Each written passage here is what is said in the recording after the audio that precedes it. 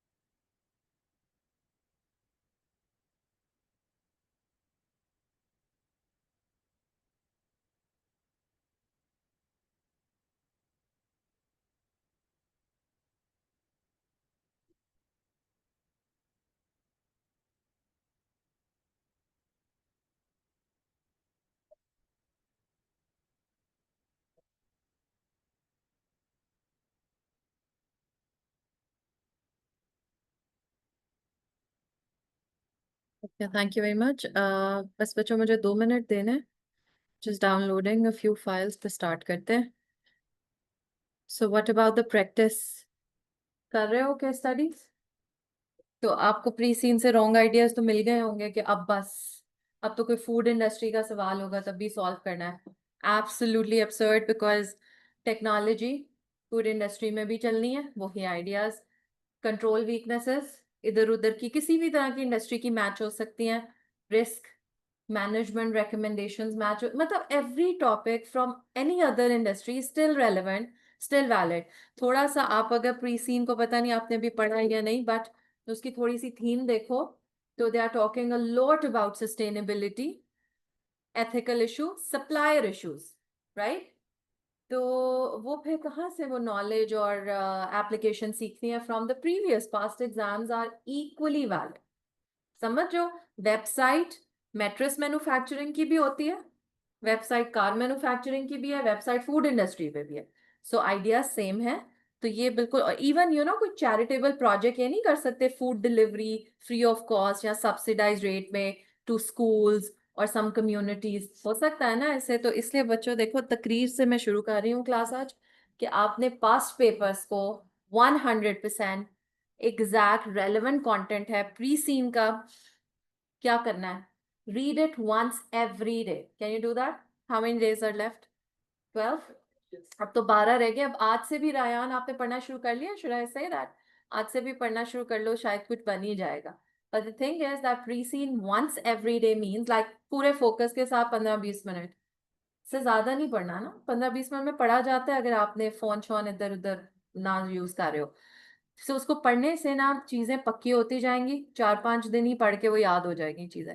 फिर ये होगा कि एग्जाम में जब इतनी दफा पढ़ के चीजें याद होंगी तो एग्जाम में उसे खोल के वक्त जाया नहीं करना पड़ेगा।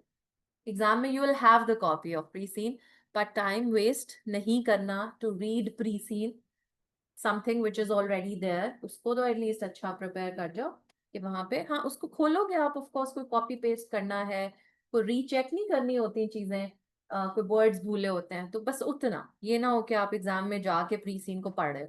You don't have a lot of time in exam. So for well prepared student specially, अगर आपने अच्छे आंसर करने हैं तीनों टास्क के, तो फिर आपको टाइम मैनेजमेंट थोड़ा इशू आएगा। सो प्री सीन पे टाइम नहीं लगाना, उसमें पहले टाइम लगाए ना। अच्छा जी। So I be discussing the summary version of the pre scene, because ज़ाहिर है पूरा रीड करने, रीडिंग तो आपको आती है, मेरे से बेहतर आप कर सकते हो, but some key aspects, some brainstorming which is not really a good idea, but there are some themes जो कि मुझे समझ आई थी, कुछ आपको समझ आई होंगी, तो we'll share some ideas। थोड़े हम स्टेक होल्डर्स की लिस्ट बना लेंगे, कुछ चीज़ों की, जैसे होता है ना क्विक लिस्ट्स, कि अच्छा ये चीज़ें मेरे जहन में ज़रा आ जाए। कुछ मैं क्वेश्चंस भी रेफर कर दूंगी जो मेरे जहन में थोड़ा ऐसे ही नहीं होता अंदाजा, कुछ कंफर्म नहीं है। आपके एग्जिबिट्स जो नए आने हैं, सुन रहे हो, और जो आपके टास्क हैं वो गेम चेंजर। आप खुद देख रहे हो, पास पेपर्स कर रहे हो, तो जब तक टास्क सामने नहीं आते जितना मर्जी पता हो कुछ पता नहीं लगता। सो वो बिल्कुल फर्क चीजें हो सकती हैं। Let's do a little bit of this, just 1 second. पढ़ी है वैसे प्री सीन आपने?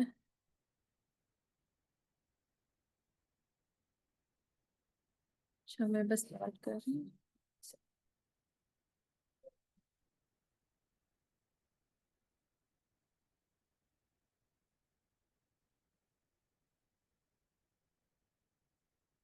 अच्छा, एक तो पक्का ही मैना, एक तो सवाल पक्का है, एनवायरमेंटल सस्टेनेबिलिटी इश्यूज, ठीक है। लेकिन वो किस डायरेक्शन में किस तरह से पूछेगा ये नहीं ना पता, तो इसलिए तैयारी अपनी फिर भी हमने फुल करनी है।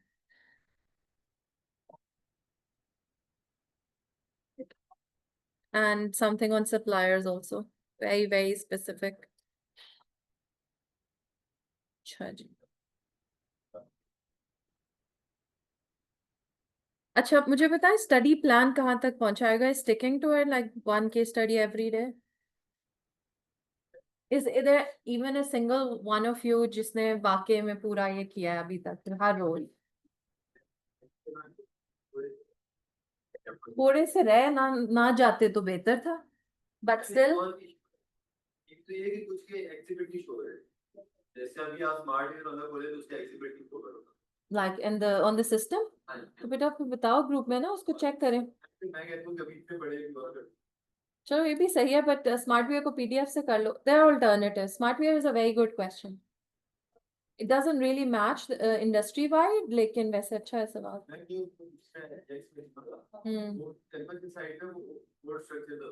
हाँ, तो just ignore that and use the question bank से फिर। नया वाला भी होना चाहिए, I will check if you remind me please in the group. नहीं, थोड़ा सा बस वो उसने प्री सीन में से चीजें कनेक्ट की हुई है ना उसमें, रिक्वायरमेंट्स भी आई थिंक एक आधी चेंज्ड है। अच्छा जी, अब हम एक काम करेंगे, सबसे पहले तो हम एग्जामिनर की इंस्ट्रक्शंस में तीन चार पॉइंट्स हैं वो देखेंगे कि how to use pre seen में आपका एग्जामिनर क्या चाहता है, आपसे एक्सपेक्ट क्या कर रहा है। तो एग्जैक्ट जो वो एक्सपेक्ट कर रहा है उसी तरह तैयारी करनी चाहिए, क्योंकि वो कभी भी बहुत एक्स्ट्रा चीजों पे एग्जामिनर ने जाना कोई नहीं है, आप जितना मर्जी उसको बढ़ाते जाओ, हिलाते जाओ, ठीक है। So that then pre scene quickly go through करते हैं, और उसके बाद थोड़ी सी brainstorming and few things points हम लिख लेते हैं अपने पास के, ऐसे चलो लास्ट मिनट रिवीजन के लिए। अच्छा जी, is my voice fine now Junaid, आप बता कंफर्म कर दो। Requirements can be guessed, but you can never be sure. Require task तो गैस नहीं हो सकते, थीम्स गैस हो सकती हैं कि कौन सी चीज आएगी, फिर वो ना आए तो ना आए, गैस तो फिर गैस ही होता है ना।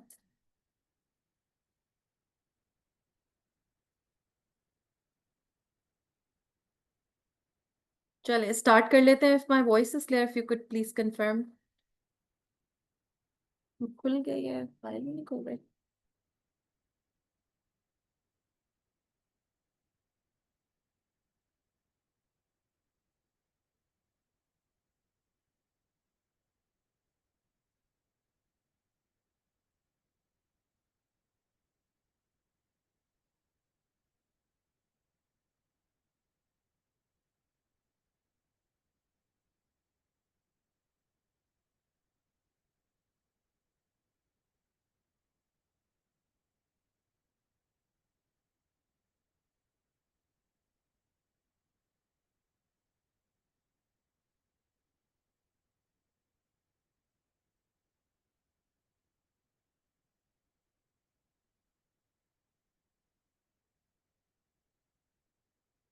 ओके सो, अच्छा अब प्री सीन क्या चीज है ये तो नहीं अभी पढ़ने की जरूरत है, हमें अच्छी तरह पता है, अब तो आ भी गई है। But there few points which I would like to highlight. I hope आप सबको ये बात, ये नजर आ रहा है clear?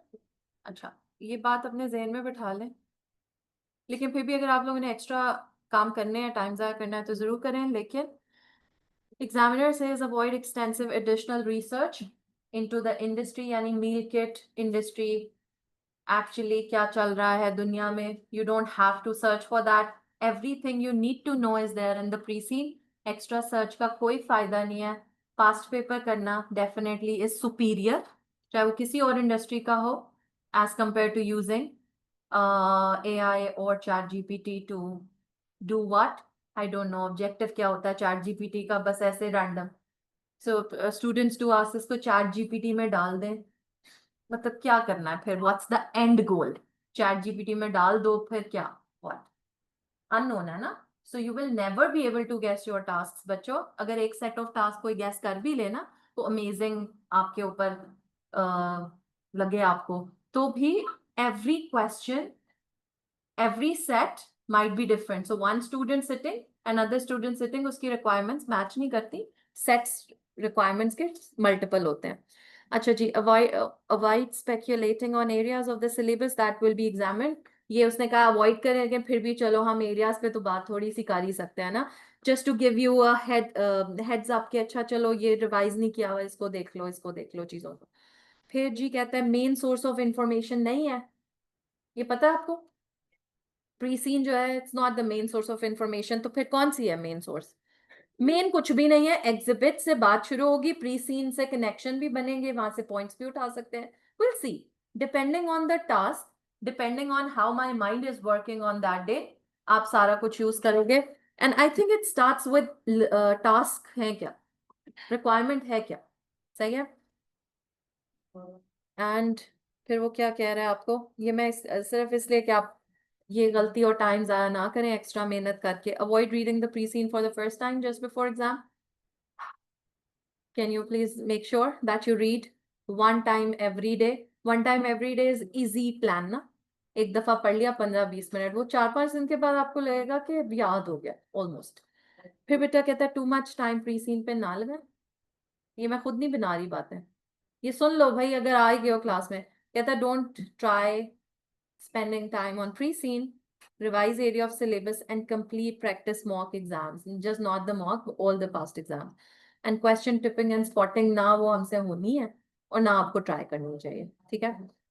So for example, if you get mock exam from XYZ college based on new pre-scene, you want to have a look, do it, but don't rely on it. कभी भी नहीं हुआ तो कोई चीजें मैच करें as it is। हाँ, अभी की जो ब्रेनस्टॉर्मिंग है that could be meaningful because हम इकट्ठा मिलके कुछ आइडियाज या कुछ थीम्स को डिस्कस कर लेंगे। अच्छा, अब प्री सीन पे स्ट्रेट अवे जाते हैं and don't expect that I am going to read the entire thing, you must have read it and you have so many days to read it. एक दफा रोज पढ़ के जानी है बेटा, सिलेबस आपका मुनासिब सा कवर्ड है, अगर आप रोज की अब भी केस स्टडी करते जाओगे एंड विथ प्री सीन की नॉलेज, एग्जाम को इतना अनअचीवेबल या चैलेंजिंग रह नहीं जाएगा, ठीक है? सारे एलिमेंट्स पूरे करो। मैंने आपके साथ कुछ आर्टिकल्स शेयर किए थे रीसेंट टेक्नोलॉजी के, वो इसलिए क्योंकि टेक्नोलॉजी नेचुरल नहीं आती हमें समझना, केपीआईज फाइनेंशियल टाइप चीजें हमें नेचुरली समझ ज्यादा आनी शुरू हो जाती है। So please be careful with all the elements. अच्छा जी, क्या है हमारा business? Meal kit business, home country island. Is that okay if I go like very quickly, because हमने इसको रट्टा नहीं लगाना, कुछ की पॉइंट्स फिर भी कर लेंगे। Population 40 million, population क्यों लिखी है? Can you guess? Because the more population, the more food, और ये जो होती है ना education industry and all, it depends on the population of course. Second largest meal kit business है कौन सा? हमारे वाला नाम क्या है हमारे बिजनेस का? Menu craft. अच्छा, मील किट इंडस्ट्री की इंफॉर्मेशन है। अच्छा, थोड़ा ना इसने मिक्स सा कर दिया है कुछ, इंडस्ट्री की बात करते करते बीच में ना कंपनी की बात आ जाती है, आमतौर पे कंपनी की बात एंड पे अलहदा होती है, बट चलो जैसे भी है। कहते हैं pre proportion ingredients and step by step recipe होती है मील किट्स में, यानी इंग्रेडिएंट्स होंगे और वो आपने पढ़ा है कि कुछ इंग्रेडिएंट्स जो हैं वो खुश्क वाले होते हैं, कुछ फ्रेश होते हैं, कुछ फ्रोजन, मतलब इतना उसने ये बातें बार बार की हुई है ना कि वो थोड़ा अनोइंग हो गया, बट मील किट्स है। और कैसे लोग मील किट्स परचेज करते हैं, what's the mode of purchasing? It's subscription model, ठीक है? And subscribe through, of course not आके, बल्कि फेस इट्स वेबसाइट और दे हैव द ऐप। अच्छा, ये बहुत मेरे हिसाब से टेक्नोलॉजी का क्वेश्चन है एंड देयर आना तो है ही, लेकिन को बहुत टेक्नोलॉजी उस तरह वाजे थीम नहीं है, sustainability is too much, but कभी आइडियाज गलत भी हो जाते हैं ना कि अच्छा एक्चुअल टास्क में नहीं बात हुई। अच्छा, कहता है meal kit box will normally contain the following, ये वही है, चिल्ड जिनमें बर्फ रख के ठंडा रखना है, लॉन्ग लाइफ प्रोड्यूस है, ये आपके प्री सीन में लिखे हुए हैं। क्या चीजें थी इसमें? स्पाइसेस एंड राइस और जो खुश्क चीजें होती हैं। Fresh and short life produce included I think fruits vegetables type चीजें, एंड रेसिपी कार्ड जिसको पढ़ के लोग फॉलो करेंगे। Market overview features, global industry है worth 25 billion, 75 billion next decade में आ जाएगी। यहाँ से सिर्फ एक चीज जहन में रख लेना कि ग्रोथ की अपॉर्चुनिटी बहुत ज्यादा है एंड हमारी कंपनी सिर्फ आइलैंड में बेस्ड है, हम इंटरनेशनल नहीं गए। सो बन सकती है यहाँ से कोई डिस्कशन, रिक्वायरमेंट में होगी तब करनी है ऐसे जबरदस्ती ने कि जी लेट्स से कि और मुल्कों में भी हम करें ये काम और थ्रू एक्विजिशन करें या कोई जॉइंट वेंचर, सुन रहे हो, फ्रेंचाइजिंग, जॉइंट वेंचर, एक्विजिशन इन अनदर कंट्री, ये चीजें याद रखना। अब कौन से सवाल रेलेवेंट होते हैं एक्विजिशन से, ये बातें सोचने वाली है रादर देन फूड इंडस्ट्री का कोई सवाल बता दें। There is nothing like meal kit in past exams. However acquisition के लिए अगर लर्निंग करनी है, there is a question machine shop है, तो इतने सारे हैं एक्विजिशन के, कोई कम सवाल तो नहीं है, दो तीन तो हैं कम अज कम। हाईलाइट होटल इंडस्ट्री है, होटल एक्वायर करने वाला, लेकिन वो होटल था, ये मील किट बिजनेस है, तो ये हो सकता है बिल्कुल। फ्रेंचाइजिंग, जॉइंट वेंचर, उसके लिए कौन सा सवाल है, ये आप लोगों ने एग्जाम देना, आपको पता होना चाहिए। पेट वेट सर्विस जून 2024 वाला। कॉफी वाला कौन सा,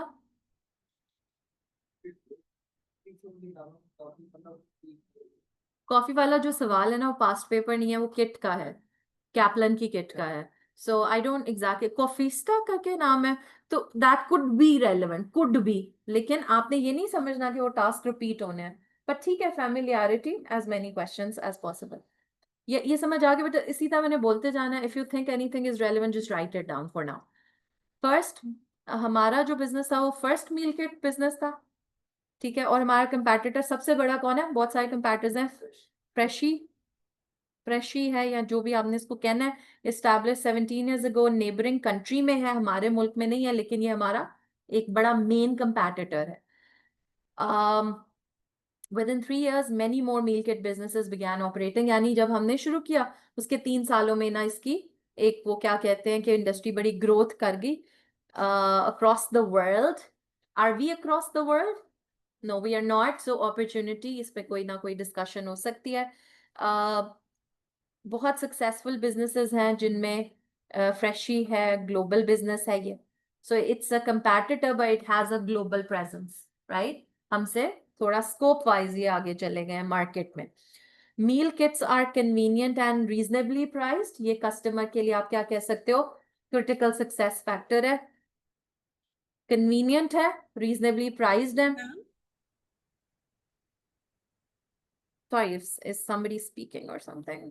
yes yes ma'am, waiting room में बच्चे बैठे हुए हैं, can you let them in? Yeah, thank you. thank you.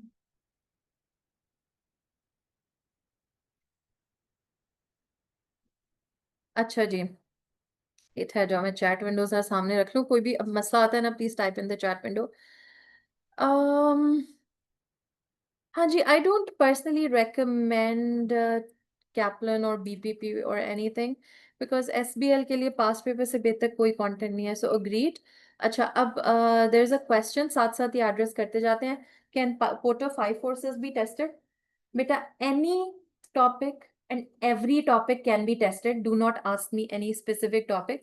Porter 5 forces may be, हो सकता है एग्जिबिट में आपको एक्सटर्नल एनवायरनमेंट दे दे और आपको टेस्ट कर ले, ठीक है, और चांस हो भी सकता है। देखो, जो आप सब्जेक्ट में कोई आपके लेट्स से 100 एरियाज हैं, हर एरिया इससे मैं कनेक्ट करके आपको बता सकती हूँ, ठीक है, तो बहुत एक्सटर्नल एनवायरनमेंट की बात नहीं हुई है, हो भी सकता है कि फिर वो एग्जिबिट में दे और आपसे पूछ ले सवाल। So every topic is possible.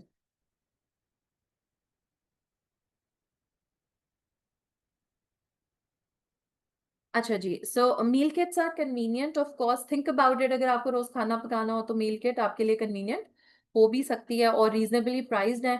ज़ाहिर है कस्टमर वैल्यू फॉर मनी यहाँ से देख रहा होगा। अच्छा, आप लोगों ने नोट किया है कि जो आपका प्री सीन के आखिरी 2 सफ़े हैं वो KPIs के वो चार्ट्स बने हुए हैं। तो नॉर्मली अब देखो, KPI का चार्ट ना होते हैं 3-4 डब्बे होते हैं हमेशा, लेकिन इस दफा थोड़ा एक्सटेंडेड है, सो कस्टमर एनालिसिस आ सकता है कि कस्टमर क्या चाह रहा है क्या नहीं चाह रहा। रिटेंशन की बहुत रोला नहीं डला हुआ इन the pre seen that retention बड़ा ये मसला, डिस्काउंट प्रमोशंस लग जाते हैं, customer analysis with numbers quantitative भी पॉसिबल है, ठीक है। अब ये हर किसी का दिमाग है, सब आइडिया सोच सकते हैं, एंड एवरीथिंग इज पॉसिबल। अच्छा जी, मील किट का एक बड़ा फायदा और बहुत बड़ा फायदा फॉर अस इसके जो फूड वेस्ट है ना वो ये कंट्रोल करती हैं, और ये सस्टेनेबिलिटी एस्पेक्ट है। फूड वेस्ट भी कंट्रोल करना और ओवरऑल वेस्ट भी फिर इससे कम होता है। सो ये आउटपुट्स वाली चीज हो गई ना, what we give back to inputs also, we are using less of the ingredients which are natural, ठीक है। तो ये आपका एनवायरनमेंट सस्टेनेबिलिटी के साथ लिंक हो गई बात। एमसी अब आपसे ये तो नहीं पूछने वाला कि right advantages of preparing meal kits, ऐसे सवाल तो नहीं आने, बट ऐसे कनेक्शन के लिए बोल रहे हैं जी। लिमिटेड, हाँ लिमिटेड। ये प्री सीन को मैंने आपकी समरी पता है कैसे बनाई है, I had to read it, तो मुझे वो बोरिंग लग रहा था, so I copied it on this document और मैंने फालतू वर्ड्स और लाइनें उड़ा दी, ठीक है। So everything is coming from pre seen, you can trust me. So it limit the amount of food waste, और आगे कंपनी का तो खास बताया हुआ है कि सप्लायर के साथ हम बड़े ज्यादा, मतलब हमारा लेस देन 1% वेस्ट होता है, वो आगे लिखा भी हो। अच्छा, कहते हैं MC was the first meal kit business in Ireland which is a well-developed economy and 75% of population lives in city life है, तेज life है, so they want meal kits, hence greater demand. फिर कहते हैं busy work and family lives desire to eat quick, easy, home cooked, nutritional, बहुत ही ज़्यादा कुछ है, nutritious meals particularly popular with young professionals and families. ना इस तरह की information का कुछ भी नहीं करना, okay, चेक नहीं होता, चेकलिस्ट, ओके यंग प्रोफेशनल्स, अच्छा साफ सुथरा खाना भी और कन्वीनियंट भी और जल्दी भी हो जाए, ओके नोट कर लिया, विल सी हमारे टास्क से लिंक होगा कि नहीं। और ये सब टास्क से लिंक नहीं होता, so somebody is asking me कि can we use like pre-seen से कुछ पॉइंट्स, तो absolutely use pre-seen as much as possible for reference, for assumptions, for direct points, लेकिन ये बात भी जहन में रखो कि प्री-सीन का हर पैराग्राफ, हर इंफॉर्मेशन आंसर में बिल्ड करने के लिए नहीं होती, दिमाग खोलने के लिए होती है अबाउट द बिजनेस, ठीक है। फिर कहते हैं इसके 4 मेन कंपैटिटर्स हैं, फ्रेशी है and that's the only global business. ये ग्लोबल जो हो रही है ना, इससे मुझे लगता है कि कोई स्ट्रेटेजिक चॉइसेस पे डिस्कशन आ सकती है, but it could be franchising, licensing. तो प्लीज पीवीएस जो पेट वेट सर्विस जून 24 का क्वेश्चन है उससे आप रिवाइज करो फ्रेंचाइजिंग वगैरह, एंड एक्विजिशन के लिए तो I think you have multiple questions.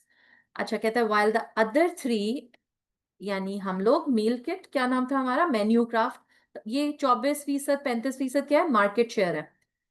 Food dropper and I meals 13%, ये आइलैंड के हमारे कंपैटिटर्स हैं, अगेन इनका कुछ करना नहीं करना depending on the task. Smaller, but do you realize we have like a lot of stakeholders already identified?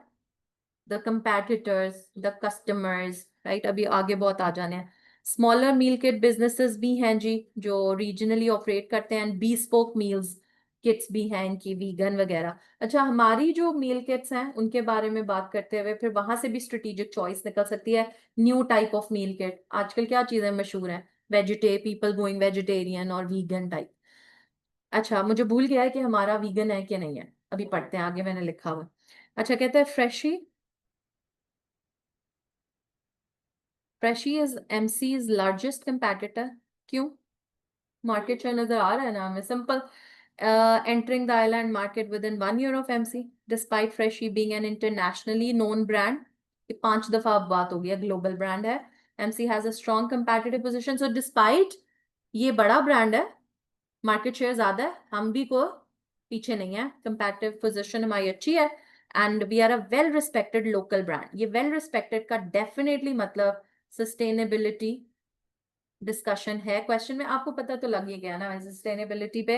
अब ये नहीं ना पता, हम कभी गैस कर सकते कि पूछेगा एग्जैक्टली क्या सस्टेनेबिलिटी में। 2-3 बातें सिर्फ हाईलाइट कर दूं for the revision purpose, it's not only environmental sustainability but it's social sustainability as well as economic, तो चलो है ही, लेकिन ये कि health and safety of employees भी सस्टेनेबिलिटी एस्पेक्ट्स में ही आएगा अंडर द हेड एनवायरनमेंट। सिर्फ रिमाइंडर दे रही हूँ आपको चीजों का। और ये है कि फिर जब हम कहते हैं ना social, it means all stakeholders could be relevant. अच्छा, despite its growing popularity,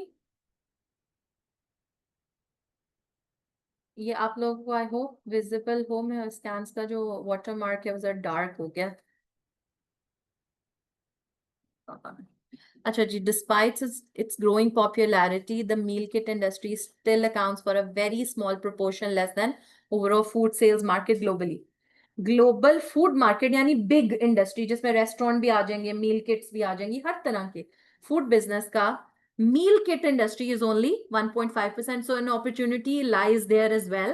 तो examiner can combine these opportunities and ask you a question कि फूड रिलेटेड बिजनेस में ही आप डाइवर्सिफाई कर जाएं, फॉर एग्जाम्पल रेस्टोरेंट भी खोल लें कि ये they should they do this और नॉट। ये नहीं मैं कह रही कि आना है, आवाज आ रही है, I am just making it. आपके फूड इंडस्ट्री में बहुत ज्यादा मार्जिन है, मील किट इंडस्ट्री में, and then bigger food industry globally margin बहुत है। So they can start a chain of restaurants. Probably examiner can give you this strategy and option and ask you to evaluate. ठीक है? तो अगर हम लोग की question for example strategic choice का क्वेश्चन आया तो ये क्या दोनों फर्क पॉइंट्स होंगे विद इन द इंडस्ट्री और No, दोनों है। आई hope you remember ends of matrix. Ends of ने कहा अपनी ही मार्केट में सेम प्रोडक्ट से भी ग्रोथ हो सकती है, नया प्रोडक्ट बना के भी ग्रोथ हो सकती है, नई मार्केट नए सेगमेंट में चले जाओ वो भी ग्रोथ है, एंड फिर अनरिलेटेड भी हो सकता है, ये सब ग्रोथ की अपॉर्चुनिटीज है। आपका टेंशन इसलिए नहीं है, examiner will tell you exactly this is the strategy to pursue, you evaluate and recommend. ऐसा सवाल हर एग्जाम में आप नोट कर रहे हो, आता ही है। सो अब वो एग्जैक्ट क्या बनेगा, you and me can never guess that. ठीक है, so let's stick to this only and be hopeful कि अच्छा ये बात समझ आ गई है ना कि ग्रोथ अपॉर्चुनिटी इवैल्यूएट करनी होगी, चाहे वो इंटरनेशनली जाके है या रेस्टोरेंट खोल के है या मील किट कोई किसी दूसरे मुल्क में लेके जाके है।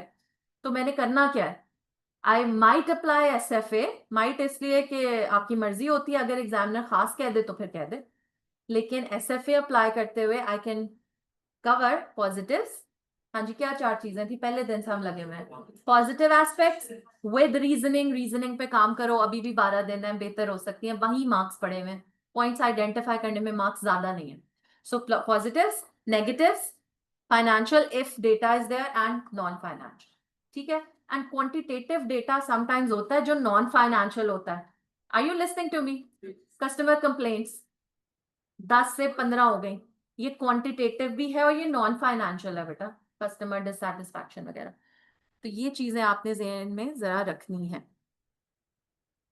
अच्छा जी, ये समझ आ गया, ये वाला पॉइंट जरा जहन में दोबारा पढ़ते हुए ले आए।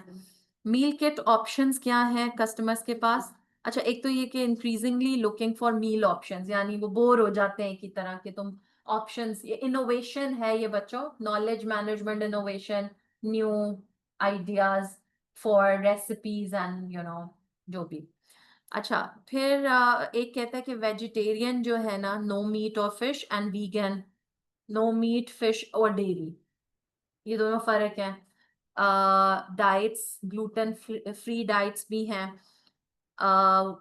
Gluten free excludes gluten, I hope ये आपने सारे नाम सुने होंगे। तो अब जरा हमारी इंडस्ट्री वो आ गई है तो हम जरा कॉन्शियस हो गए हैं, एंड लो फैट और लो कार्बोहाइड्रेट डाइट्स वगैरह कह रहे हैं कि बड़ी ऑप्शंस पूरी इंडस्ट्री में, it's not just plain meals, specific भी हैं वीगन ऑप्शंस जैसे। तो अभी देखते हैं कि हमारी कंपनी वीगन पे है कि नहीं है, इफ नॉट तो वो भी चॉइस हो सकती है, तो पता नहीं।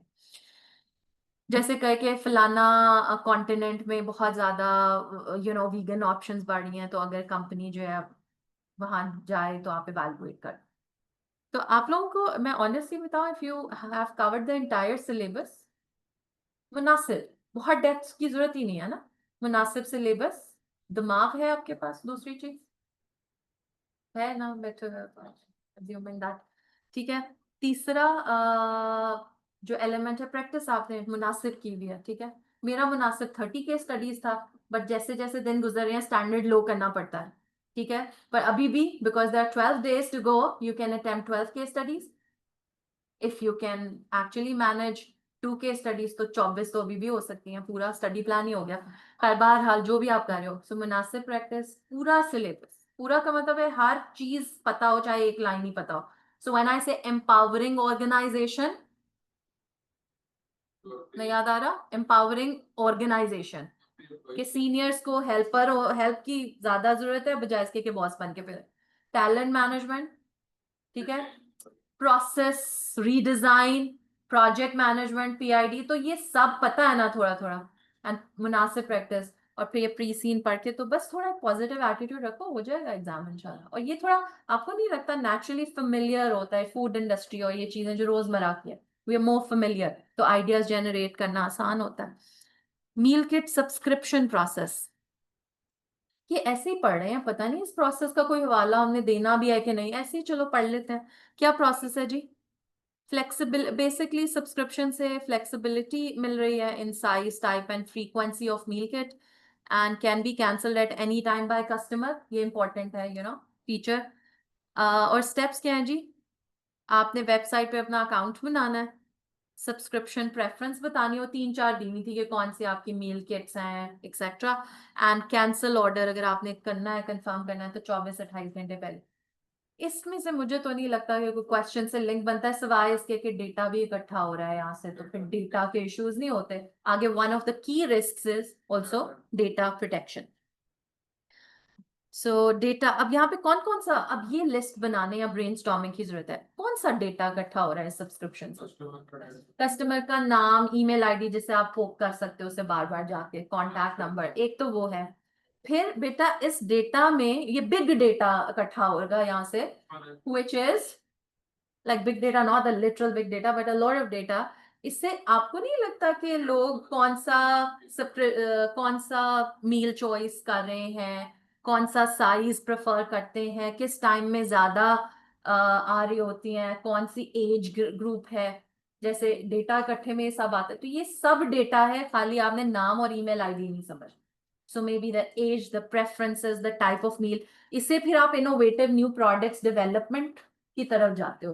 तो ये जरा आपने थोड़ी सी बातें यहाँ से नोट कर लेनी है। कस्टमाइज्ड लोग कितना कहते हैं, या अगर कस्टमाइज्ड ऑप्शंस हैं या कमेंट्स क्या आ रहे हैं, late deliveries, all of that, ठीक है। की ड्राइवर्स, अच्छा, one of the key aspects of this business is delivery model, because it's an online business completely ना, तो डिलीवरी मॉडल के ऊपर भी डिस्कशन हो सकती है। या आप आइडियाज में डिलीवरी मॉडल बेहतर करने का आइडिया नहीं दे सकते, इवन वैल्यू चेन का सवाल आ जाए, याद है कुछ? पहला तो मेरा हमेशा ये होता है, आपके एक्सप्रेशन देखूं, value chain, are you okay with it?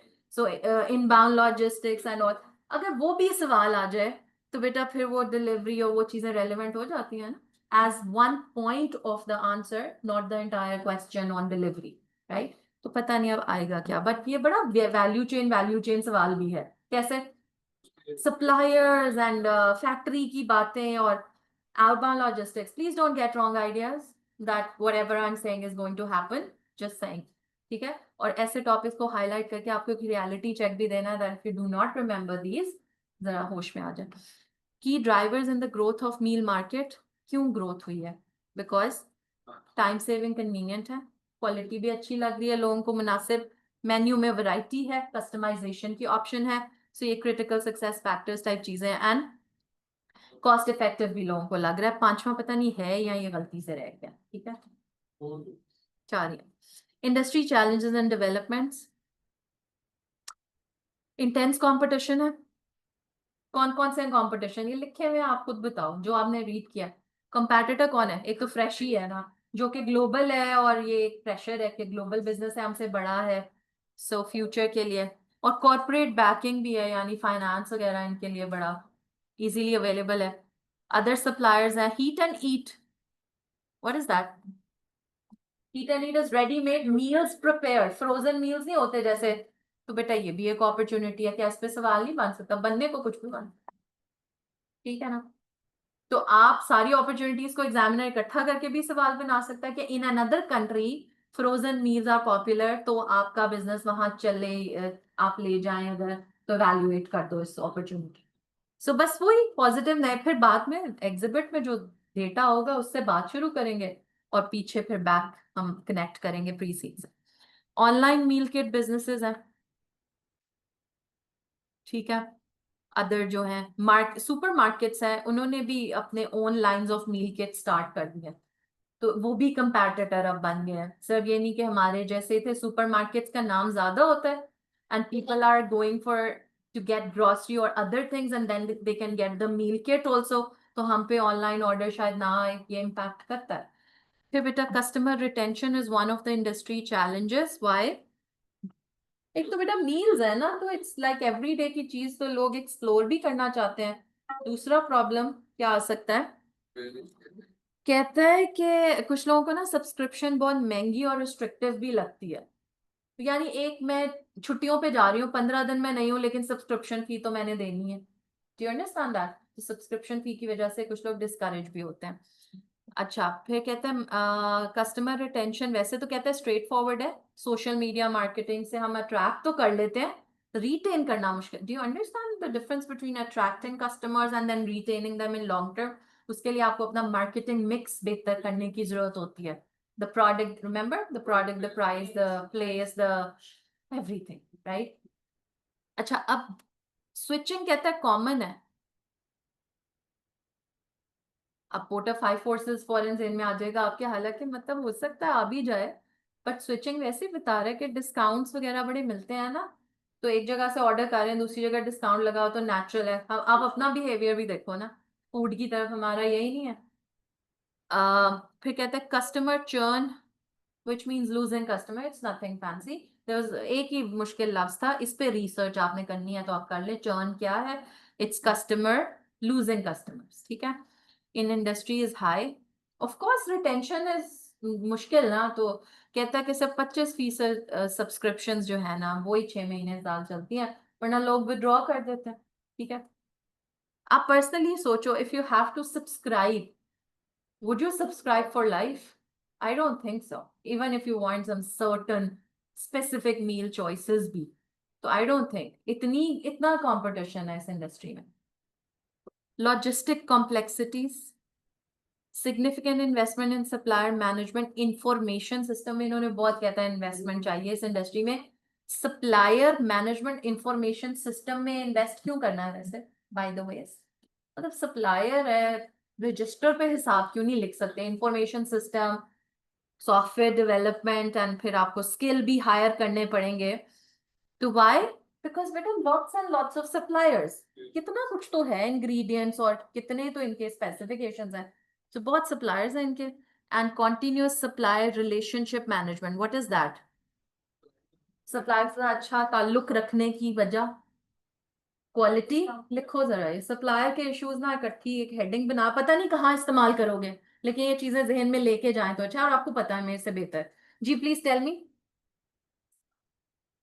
Discounts, quality, lead times. आपने आगे पढ़ा होगा कि कंपनी जो ये फ्रोजन टाइप चीजें हैं ना, ये बिल्कुल 42 दिन पहले मंगवा रहे हैं, तो लीड टाइम्स, क्वालिटी, एक और चीज अभी क्या बोली थी आपने?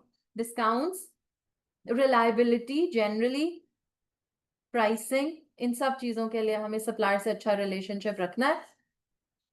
सप्लाई चेन मैनेजमेंट भी कह सकते हैं इसको। sustainability जो आपका एग्जैक्टली, perspective हो। बिल्कुल। तो सप्लायर के साथ because we have very high standards of sustainability, तो वही सप्लायर्स की मैनेजमेंट बड़ी जरूरी इसलिए है कि वही सप्लायर चलेंगे जो हमारे अग्री करेंगे ना सस्टेनेबिलिटी एस्पेक्ट से। सो प्लीज सप्लायर्स का सस्टेनेबिलिटी सोशल जो रेपुटेशन है, that is also a supplier issue. अच्छा, कहता है coordination of customer deliveries is complex, of course online business है, and requires significant investment in sophisticated logistics softwares and strong relationships with third party logistics supplier। ठीक है, delivery companies के साथ अच्छा relationship, time पे वो डिलीवर करें, हमारे स्टैंडर्ड को मेंटेन करें एंड ऑल। तो ये सप्लायर और कस्टमर लॉजिस्टिक्स की बात उसने की है, how we are getting the inputs materials and how we are delivering our finish goods. थोड़ा मुझे अब ज्यादा वैल्यू चेन साउंड करने लग गया, पहले मैंने इतना नहीं सोचा था। अच्छा, food safety and increasing regulations. Meal kits include a variety of perishable foods, illnesses of and food poisoning, more regulations and standards। ये मैंने short करके लिख दिया कि क्यों increase हो रही हैं regulations, because it involves खराब होने वाले सामान, उससे बीमारियां होती हैं, तो बड़ी स्ट्रिक्ट रेगुलेशंस हैं। Innovation very important. हमारा ना एक्चुअली जो टॉपिक है ना, technology slash innovation slash internet, ये सब इकट्ठा है एसबीएल में, खाली टेक्नोलॉजी नहीं कह सकते। तो कहते हैं robotics is being used, robotics factory में, हमारी मैन्यूक्राफ्ट की भी बहुत ज्यादा डिटेल उसने दी हुई है, पहला रोबोट क्या कर रहा है, दूसरा। सो रोबोटिक्स के लिए आर्टिफिशियल इंटेलिजेंस पे एक टेक्निकल आर्टिकल है, वो आपको मैंने शेयर किया हुआ है, उसको अच्छी तरह पढ़ के जाना है। उससे आगे पीछे रोबोटिक्स का इस्तेमाल नहीं है, लेकिन उसने एग्जाम्पल में फूड इंडस्ट्री नहीं दी हुई।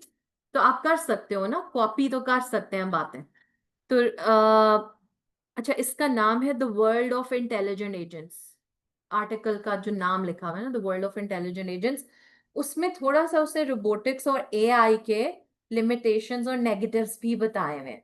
सो कोई ऐसी डिस्कशन आ जाए तो वहां से एथिकल इश्यूज, कि लोगों के पास जॉब्स नहीं रहेंगी, इंसानों का कम काम है, अगर ऐसी डिस्कशन रिक्वायरमेंट में आए। रिक्वायरमेंट्स आपकी बिल्कुल क्लियर आनी है। आप रिसेंट पास्ट पेपर्स को देखो, उनमें मसला नहीं है। मसला एग्जिबिट में इंफॉर्मेशन उठाना, प्री सीन लिंक करना, तो वो है। अच्छा, डेटा एनालिटिक्स ऑफ कोर्स बहुत सारा डेटा इकट्ठा कर रहा है। कहता है मिलियन ऑफ कमेंट्स आते हैं, रेटिंग्स आती हैं कस्टमर से daily through their website and social media channels. So all that data is collected and then analysed, and then at the time of subscription भी डेटा आ रहा है। Collaborative working again an important से ज्यादा थोड़ा सा ये अनकॉमन थीम है। What is collaborative working though? हाँ, वही वाला बाउंड्री लेस। ये कोलैबोरेटिव वर्किंग आपको याद है, हमने पढ़ा था कि जब आप थर्ड पार्टी कोलैबोरेशन ले, इतनी कोई बड़ी बात नहीं है, आउटसोर्सिंग, ऑफशोरिंग, और उसमें बाकी और बड़ी सारी चीजें थी, एसबीयू स्टाइल हेड ऑफिस के साथ, यानी मिल के काम करना। It could be franchising, it could be anything. तो कोलैबोरेटिव वर्किंग तो है ही ना, of course, suppliers and all. लेकिन अभी जो बात कर रहे हो, कहते हैं large retailers such as supermarkets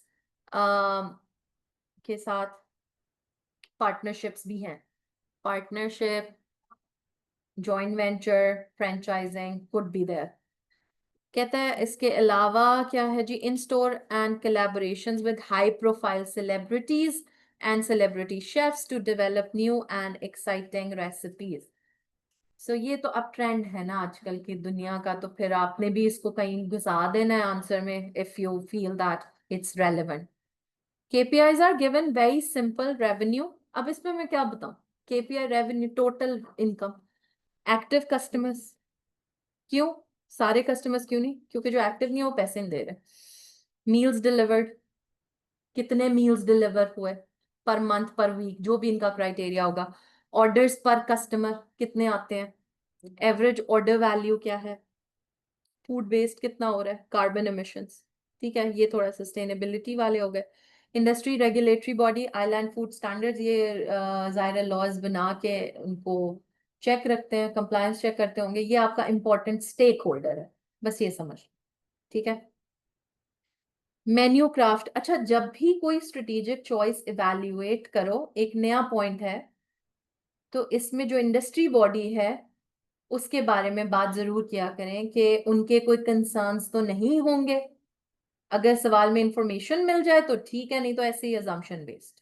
ठीक है ना, ये फूड इंडस्ट्री है, आप समझ रहे हो, ये जरा ज्यादा सेंसिटिव प्रोडक्ट है इनका, in terms of the illnesses they are talking about. ठीक है, तो ये बात भी कर सकते हैं। अच्छा, माइनक्राफ्ट, माई जो कंपनी है वो 2 शेफ्स ने खोली 15 साल पहले, जो खुद सीईओ है, एक मार्केटिंग ऑफिसर और चीफ पता नहीं कौन था, ऑपरेटिंग ऑफिसर भी है, और इनके अपने 10% शेयर्स हैं। It's a listed company, right?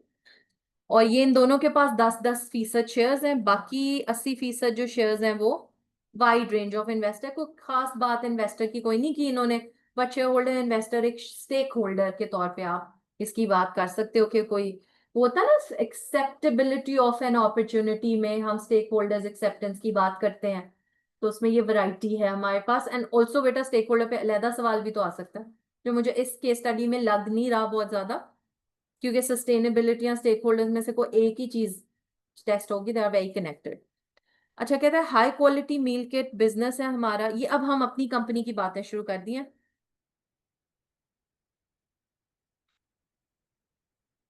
और हमारी स्ट्रेटजी क्या है? कुछ नहीं बताया उसने, लेकिन डिफरेंशिएशन है। The examiner literally use the word differentiated by, कि हम island based recipes, local recipes पे हैं, एंड लोकली सोर्स्ड इंग्रेडिएंट्स। अच्छा, अब जरा प्लीज नोट करें, customer has local preference, local culture, local recipe। ये 2-3 वर्ड्स अपने पास लिख लें।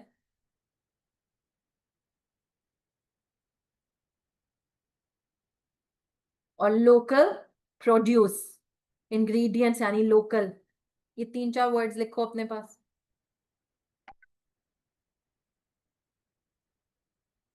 आगे एक बात लिख लो अपने वर्ड्स में, कि अगर ये कभी नॉन लोकल प्रोड्यूस इंग्रेडिएंट्स या वेस्ट वो उन रेसिपीज पे गए जो इनके कल्चर की नहीं है, समझो। सो फॉर एग्जाम्पल, रोटी सालन से किधर चले जाए, matcha latte, chai to matcha latte, तो फिर इधर क्या बता रहे हैं, customer will have a big what reaction to it.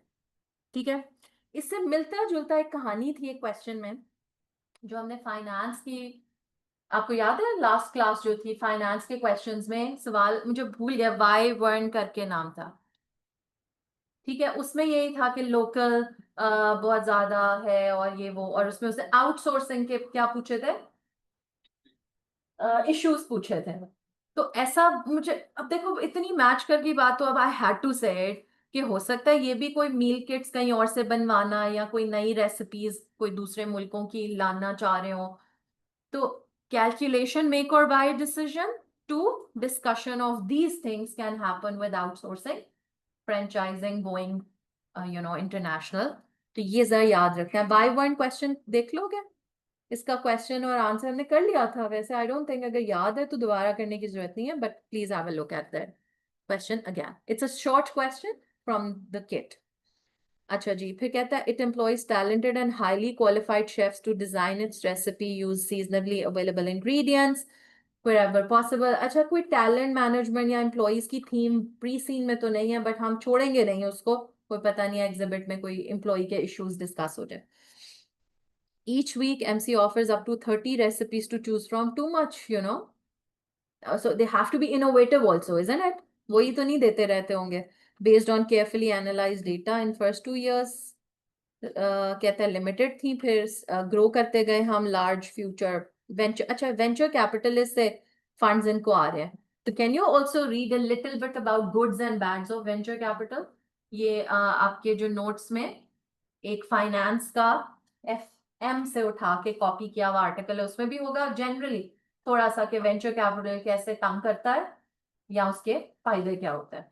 So just to be on the safe side, I don't think cost of capital या इन चीजों पे कोई ज्यादा बात होगी, but please be very careful, where is the money coming from, not from long term debt और equity, ये चीजें भी होंगी, venture capitalist are involved. Experience, company experienced significant growth in customer number in Ireland, global growth in meal kits business। Why? Because दुनिया में ये चीज एक इन है, मशहूर है, टेक्नोलॉजी क्योंकि अब इतनी ज्यादा है कि ऑनलाइन ऑर्डर करना लोगों के लिए इशू नहीं है, और शहरों की पॉपुलेशन बढ़ती ही जा रही है, तो लाइव्स आर फास्टर, राइट। अच्छा, MC has one of the highest customer retention rates, ये इनका एक स्ट्रेंथ है। अच्छा, फिर आपको मेन्यू क्राफ्ट कस्टमर एनालिसिस दिया हुआ है पेज 7 पे, एक्टिव कस्टमर नंबर्स दिए हुए हैं। वो बात सिर्फ तभी होती है जब कहीं पे हमें कस्टमर रिटेंशन या कस्टमर की कैलकुलेशंस या कोई ऐसी बात करें, तो हम जाके उस ग्राफ से देख के, कोई हवाला होता है ना जबरदस्ती भी प्री सीन से कभी में लाना, तो you can use that, but I can't really analyse that data, nothing special. एक लाइन बनी हुई है, ऊपर जा रही है तो बढ़ रहा है, नीचे गिर रही है तो कम हो रहा है। फिर बोर्ड स्ट्रक्चर है, don't want to comment on that, because direct governance की सवाल आएगा तब बोर्ड का स्ट्रक्चर बैलेंस्ड है नहीं है, समझ रहे हो? Anything odd in the board structure? Nothing, it was a basic board का structure. फिर बेटा आपको बोर्ड की कमेटियां बताई हुई हैं, उसने वही 4 कमेटियां हैं सादा वाली, but safety regulatory compliance committee could be. अगर बहुत गवर्नेंस का सवाल आना है और उसने कोई नई कमेटी इंट्रोड्यूस करनी है तो हो सकता है ना कंप्लायंस, सेफ्टी, कंप्लायंस कौन से, ये जो लॉज इनके इतने सारे हैं अराउंड फूड एंड वो, तो उस पर बात हो सकती है, या फिर सस्टेनेबिलिटी। लेकिन मुझे नहीं लगता कॉर्पोरेट गवर्नेंस कमेटी के थ्रू इन टॉपिक से बात होगी, जनरल ज्यादा चांस है, बट फिर भी हमें पता होना चाहिए। अच्छा जी, हाँ जी, इनकी value, Maryam is right that इनकी वैल्यू अगर आप सारे टेबल्स गौर से देखें ना, और प्लीज रिमेंबर कि बहुत सारी चीजें परसेंटेज में दी हुई हैं, तो ऐसे वो लगता है कि arrow going up, but actually वो परसेंटेज में फर्क हो जाती है बात। अच्छा, so the thing is that yes, इनकी वैल्यू कस्टमर के हिसाब से ना गिर रही है, तो इस पे ना कोई पता नहीं क्या सवाल बनेगा, आइदर डेटा रिलेटेड के कस्टमर का इकट्ठा करें। रिमेंबर स्मार्ट वेयर में कस्टमर डेटा बेस्ड मैनेजमेंट के फायदे और उसमें इन्वेस्टमेंट की बात थी, ऐसी बातें भी हो सकती हैं, और कोई हो सकता है क्वांटिटेटिव डेटा दे के आपसे कुछ पूछ ले, परफॉर्मेंस कस्टमर स्पेसिफिक कुछ करो या आइडियाज दो how to improve on that.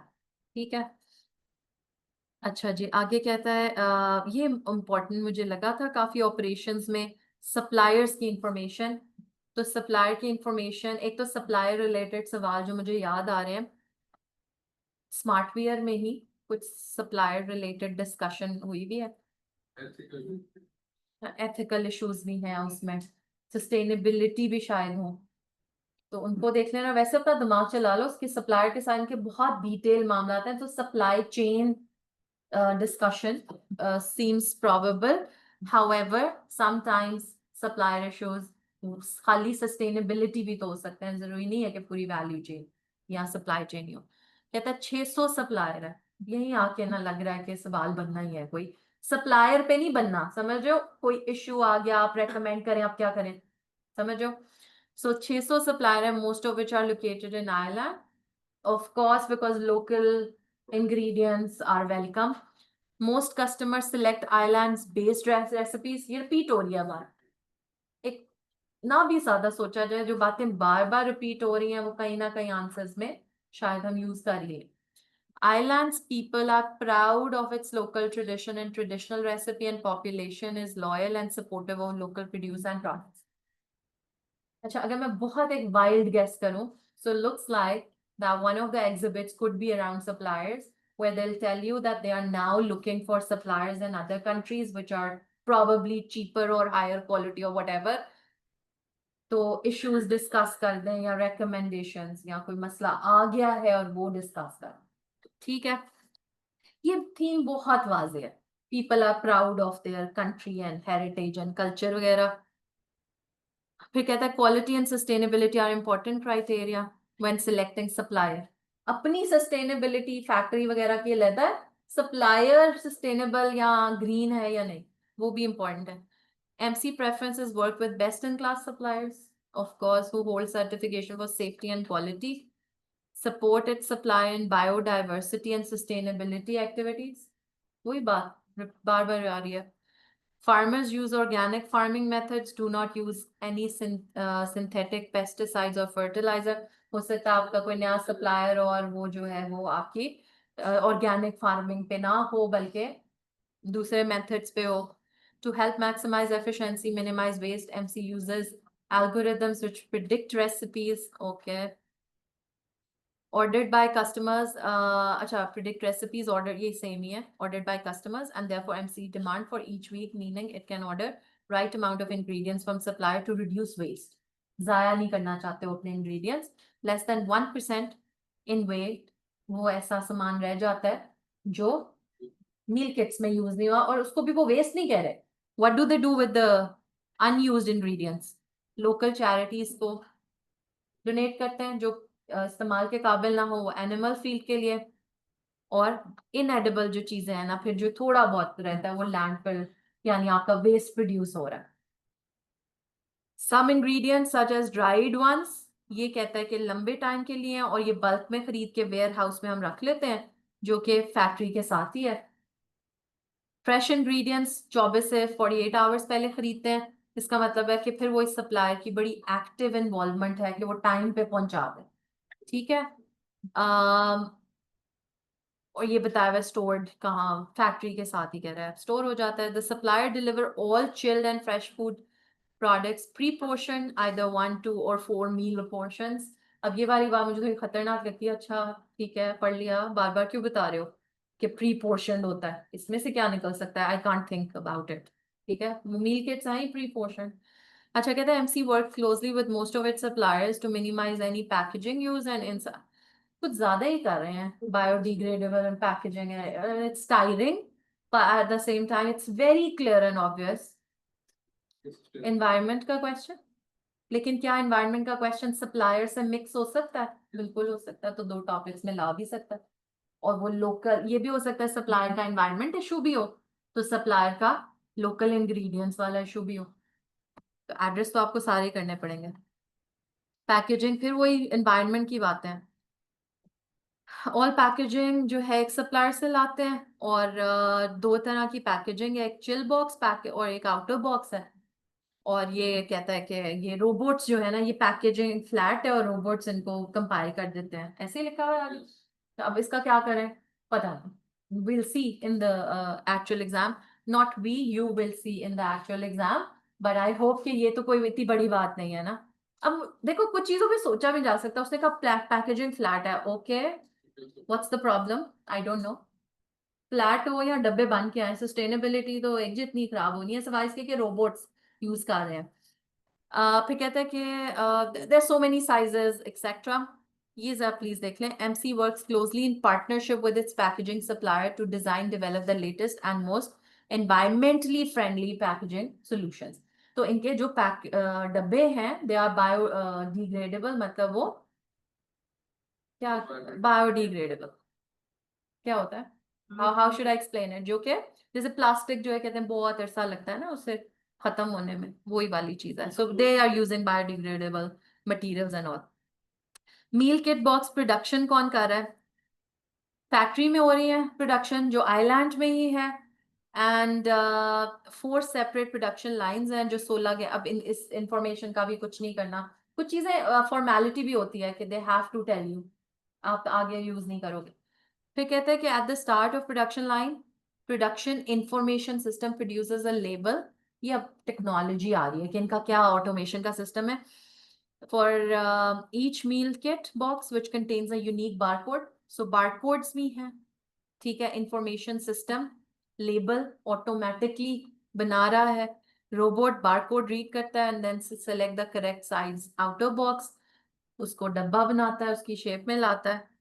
A second robot then places an empty chill box in the outer box। यानी आपकी जो ऑटोमेशन है, काम जरा जल्दी और efficiently हो जाता है, of course cost saving भी है।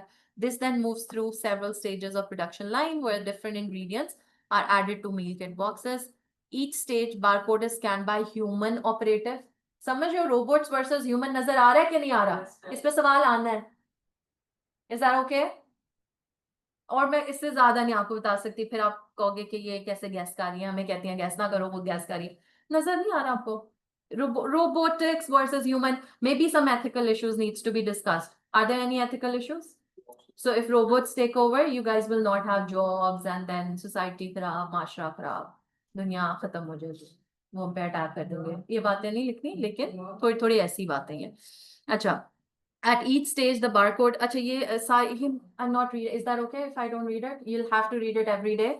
फिर कहते हैं फाइनल स्टेज क्वालिटी चेक है, जो कि अभी ह्यूमन ऑपरेटिव से ही आ रही है। तो बेटा एआई वाला आर्टिकल आपने अच्छी तरह पढ़ के जाना, ठीक है, दैट्स एनफ। फिर कहता है the time taken from start of the meal kit production to dispatch to customer is normally no longer than 3 hours। ज्यादा है कम है, I don't know how meal kit production works, but using technology might be saving some time, right?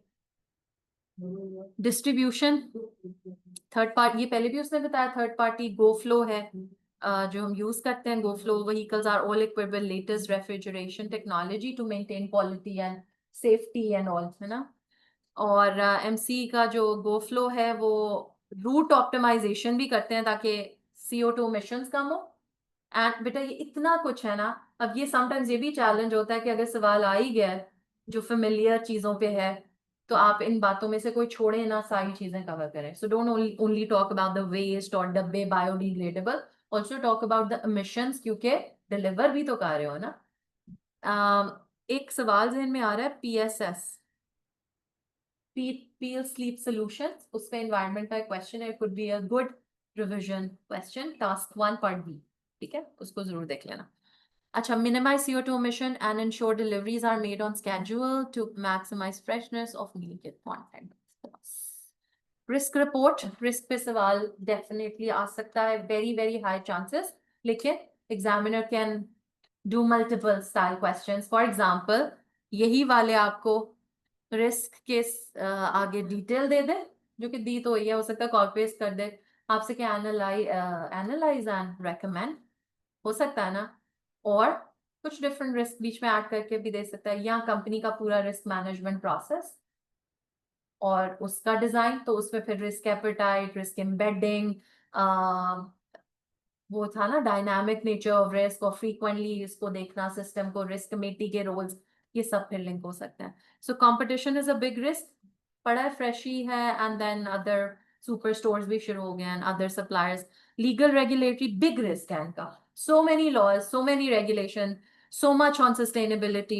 So of course that's linked, and hygiene and safety. और इसमें ना वो फिर इनकी जो इंडस्ट्री बॉडी है, फूड स्टैंडर्ड एजेंसी भी include हो जाती है, तो वो और ज्यादा खतरनाक हो गई बात.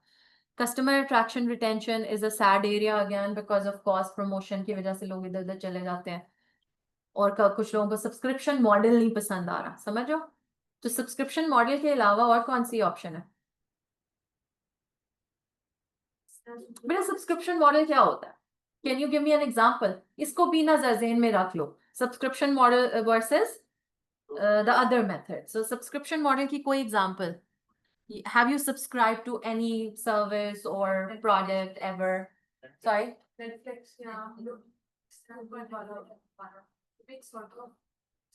वो फिक्स सैलरी, हाँ, लेकिन उसके डॉक्यूमेंट्स और इंफॉर्मेशन सिस्टम नहीं ना होता दूध वाले का, अदरवाइज तो दैट सब्सक्रिप्शन. सो नेटफ्लिक्स का आपने इस्तेमाल किया या नहीं किया, यू हैव टू पे द फी, और इनकी कह रहे हैं थोड़ी महंगी लोगों को लगती है. तो मील्स में सब्सक्रिप्शन फ्लेक्सिबल नहीं है, because some days people do not want their meal kit probably. ठीक है, ये सारे आई क्लाउड और यूट्यूब और प्राइम और नेटफ्लिक्स बस यही करते रहते हो सारा दिन. अच्छा, how to do what? No, पूरा model, subscription for number of meals for a month, इस टाइप की चीज. बेटा पर मील अगर हो तो वो सब्सक्रिप्शन मॉडल तो रहा ही नहीं ना. तो सब्सक्रिप्शन ऑफ सर्टन, हाँ वो से बताया, वो जो सब्सक्रिप्शन का मेथड बताया, लेकिन ये बहुत ज्यादा वाजे नहीं किया, पर एज्यूम्ड यही है सब्सक्रिप्शन मॉडल मींस एनुअल भी हो सकती है, मंथली भी हो सकती है. हाँ जी, hospitals providing subscription for medical test, तो बहुत सारे एग्जांपल्स हैं, बट इसको मील किट पे अगर आप ले आए तो सब्सक्रिप्शन क्यों इतनी अच्छी चीज नहीं. कुछ customers are annoyed because they want to switch, एक तो, एंड जहाँ सस्ता मिलेगा, या जहाँ यू नो चेंज ऑफ, आपने देखा है कि कस्टमर की जो प्रेफरेंस है वो भी बदलती रहती है, फूड चॉइसेस एंड ऑल, तो वो है. एंड ऑल्सो बिकॉज स्टक हो जाते हैं कि पैसे लगाए और कर भी नहीं रहे काम. ठीक है, सो ये सबका अपना अपना होगा एक्सपीरियंस ऑफ सब्सक्रिप्शंस, तो वो वाली चीज आप देख लें. तो कोई पता नहीं होता, आपका एग्जामिनर का जब मूड होता है वो कुछ भी बना देता है सब्सक्रिप्शन मॉडल के ऊपर ही, कोई ना हो जाए कि now they are considering changing subscription model, तो उसको वैल्यूएट या उसके फायदे बता दें. जी,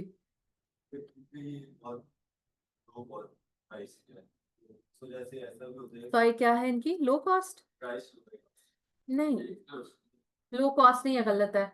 वैल्यू फॉर मनी है, थोड़ा सा कन्वीनियंट है, but not too low cost, exact नहीं यूज करना वर्ड. अब बताओ. कस्टमर हेजिटेशन करवाते हैं ये सब, जिसकी वजह से कुछ ज्यादा फूड वेस्टेज वगैरह भी होता है, अगर वो हॉलिडेज वगैरह पे हाँ सर, हाँ बिल्कुल सही आप कह रहे हो, बट स्पेसिफिक सिनारियो में अब ये कैसे फिट होगी बात, या होगी नहीं होगी, वो फिर है. But these ideas are all okay, do you understand? अब देखो, हम रैंडम आइडियाज सोचे, हमें ये नहीं पता सवाल क्या है हमारा. Are you listening to me? So we don't have tasks, we don't have new information, हम रैंडम सोच रहे हैं, तो फिर इतना सोचना इज इनफ। जब टास्क हमें पता लग ही नहीं सकते, नई इन्फॉर्मेशन पता लग ही नहीं सकती, तो इससे ज्यादा फिर आपने थिंकिंग प्रोसेस नहीं चलाना। थिंकिंग प्रोसेस चला लो, रिसर्च एंड इधर उधर करने की जरूरत नहीं है जी। इसके लिए बाकी गेम में जनरल रेपुटेशंस क्या हो सकती है इसके, लेकिन कंपटीशन का जो रिस्क है इसकी आई डोंट थिंक कोई जनरल रेपुटेशन कंपटीशन रिस्क की, कंपटीशन में सरवाइव करने का जो सबसे बड़ा तरीका है मार्केटिंग तो है, अंडरस्टैंडिंग योर कस्टमर, वो क्या चाहता है, making the product according, customer relationship management is the main, बाकी फिर marketing and other ideas according to what the question offers you, ठीक है ना। It could be changing to another model, subscription से बाहर आ जाओ, ठीक है ना। अच्छा, डेटा एंड इंफॉर्मेशन रिस्क है, ये आपको रिपीट करने की जरूरत तो नहीं है बच्चों, ये वही है सारा, cyber security and impacts and then recommendations on how to work on cyber security. I think ये हमने multiple times discuss किया हुआ है. Categorizing customer is a good idea. Segmentation, are you listening to me? Segmentation could be a good idea to work. वो customer का data सारा और segmentation में mix हो सकता है. अच्छा, एक और business question है, जरा please note करें, Optima Leisure.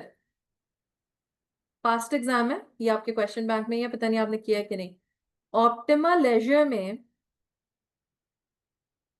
ये स्पोर्ट्स क्लब जिम्नेजियम पे क्वेश्चन है, तो फूड इंडस्ट्री पे तो नहीं है लेकिन लिंक्ड है।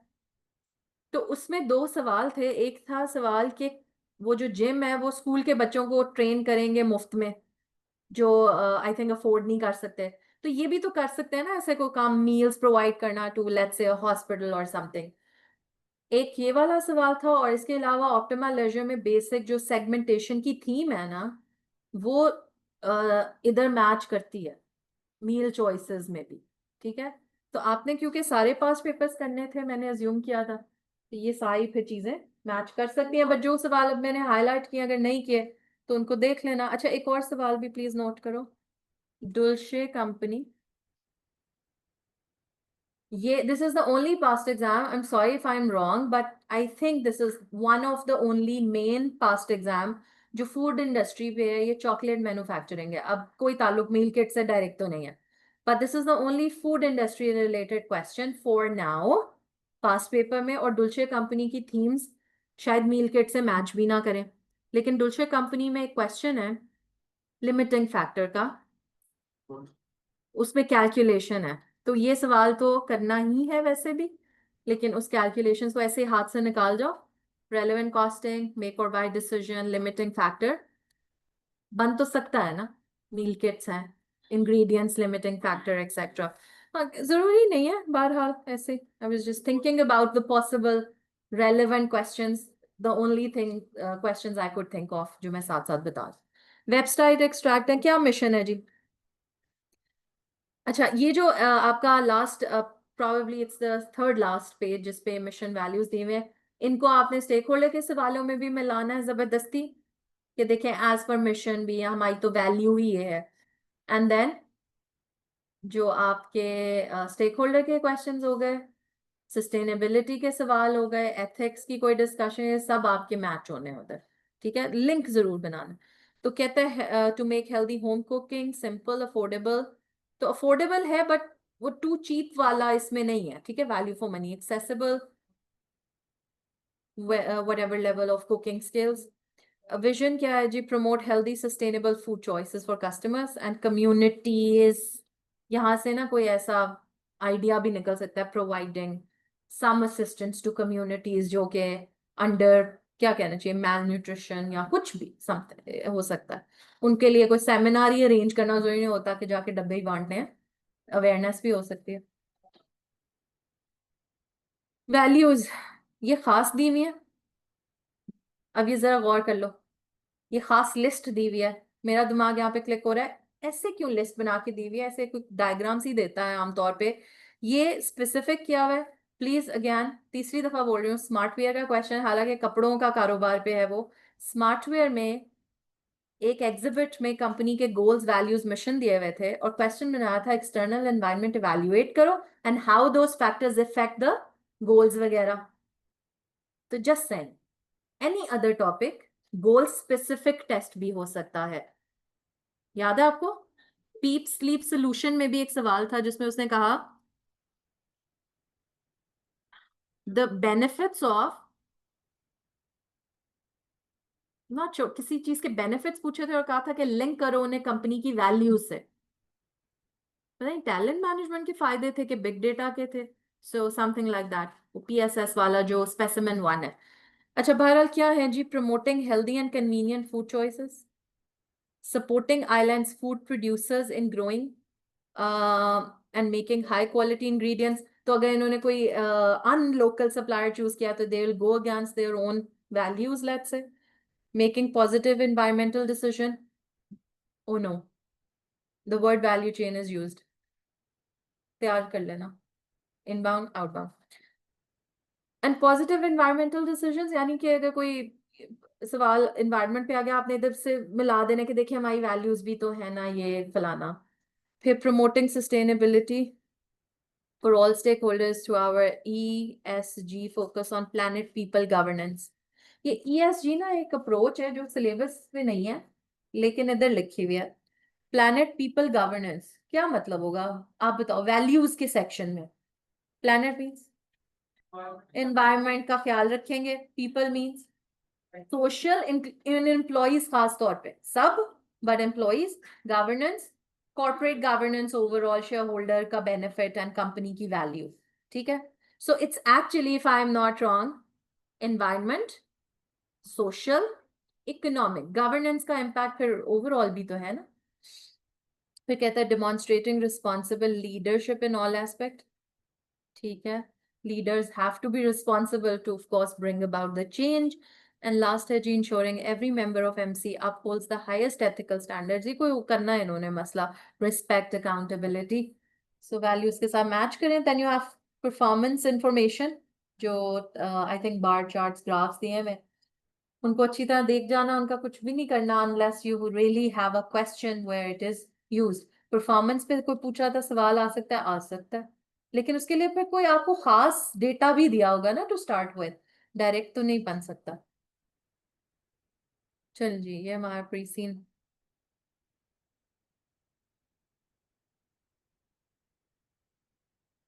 ये एक क्विक ओवरव्यू था। अब करना क्या है आपने? पहली चीज, अभी भी मैं आपको ना 12 दिन का भी प्लान दे सकती हूँ, ठीक है? आखिरी हफ्ते में प्लान नहीं हो सकता, उसमें फिर आप दुआ करें। नंबर 1 जो काम आपने करना है वो है read pre seen once daily. आगे लिख दूं, without using phone, talking to other people, being worried about the exam. फालतू बातें क्या आपने इसमें, मील किट कर लेंगे, कुछ तो आता है कि नहीं? टेक्नोलॉजी, चॉइसेस, ये सारे टॉपिक्स आने पर इंटीग्रेटेड रिपोर्टिंग भी बहुत यहाँ पे बन सकती है लिंक, क्योंकि सारी बातें ही वो हो रही हैं। रिमेंबर द कैपिटल्स, रिवाइज करके जाना, ठीक है? अच्छा, read pre seen. Number 2, 12 days का मतलब है मिनिमम 12 केस स्टडीज कर सकते हैं आप। Start from the latest exam, go backward. ठीक है, कोशिश ये करनी चाहिए सारे पास्ट एग्जाम्स कवर हो ताकि आइडियाज मिल जाए, तरह तरह की रिक्वायरमेंट्स एक्सप्लोर हो जाए। ठीक है, एंड तीसरा काम, अभी भी अगर आपने फाइनेंस, टेक्नोलॉजी एरियाज को कवर नहीं किया, डू दैट। और नोट्स नहीं पढ़े तो कुछ इंपॉर्टेंट एरियाज के नोट्स को गो थ्रू किया जा सकता है if you have missed the syllabus area. पर I think the worst thing you can do is not completing the syllabus and ignoring the past exams because pre-scene is a new industry। बिल्कुल फालतू बात है। हमने gym के सवाल को भी मिला लिया है, हमने मैट्रिक्स को भी उठा लिया है, चॉकलेट मैन्युफैक्चरिंग भी everything is relevant. And if you think of fiesta question जो किट का है, कैप्लन का, इफ इट्स रेलिवेंट, ठीक है, एक दफा गो थ्रू कर लो उसको, बहुत अच्छी तरह ना पढ़ो, ऊपर ऊपर से देखा जा सकता है, क्योंकि coffee meal kit doesn't match, लेकिन फिर भी ब्रॉडर फूड इंडस्ट्री में आती हैं। अप टू यू, बट मुझे वो सवाल को बहुत बेहतरीन सवाल नहीं लगता इन टर्म्स ऑफ द कंटेंट, तो लाइक उस पर टाइम बहुत नहीं लगाना, घंटे में क्वेश्चन आंसर पढ़ लो। तो ये आपने करना है अभी भी। और कुछ टेक्निकल आर्टिकल्स शेयर किए हैं, I hope you guys have a plan to read them also.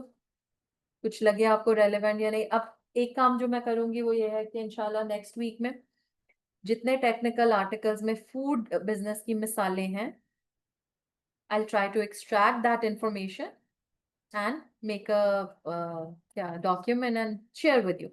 It might be completely irrelevant, समझ रहे हो, लेकिन ये ना कि पूरे सिलेबस में से फूड की जहां एग्जामिनर के आर्टिकल में बात है उसको हम why not, मतलब अगर टाइम है ज़ाया करने के लिए तो फिर यही किया जा सकता है, ठीक है। तो I'll try to do it and share. बाकी आप लोगों ने कोई रिसर्च वगैरह प्लीज ज्यादा नहीं करनी। कस्टमर चर्न को पूछ रहा था मुझसे, तो customer churn is what is that? Losing customers because of what ever reasons you may have. Any questions?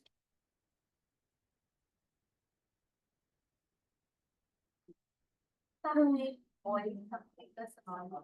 या सॉरी, something oil something या मैं वो भी बताती हूँ, पहले यहाँ पे सवाल कोई है तो पूछ लें। अच्छा बच्चों, हम लोगों का पूरे सिलेबस में से ना कुछ 2-3 definition sort of discussion points रहते थे। आई टोल्ड यू एथिक्स का, ब्राइबरी, करप्शन की। तो I need 10-15 minutes, if you want to leave you can, ठीक है, ऑनेस्टली, बिकॉज प्री सीन खत्म हो गया। And if you want to stay back, I just want to highlight few terms, बाद में फिर आप इल्जाम ताकि ना लगा सकें कि पूरा सिलेबस नहीं हुआ। But a few things may be important, you know, code of ethics है, और एथिक्स की क्योंकि हमारे प्री सीन में भी काफी बात हुई है। So any questions from anyone please, बता दें।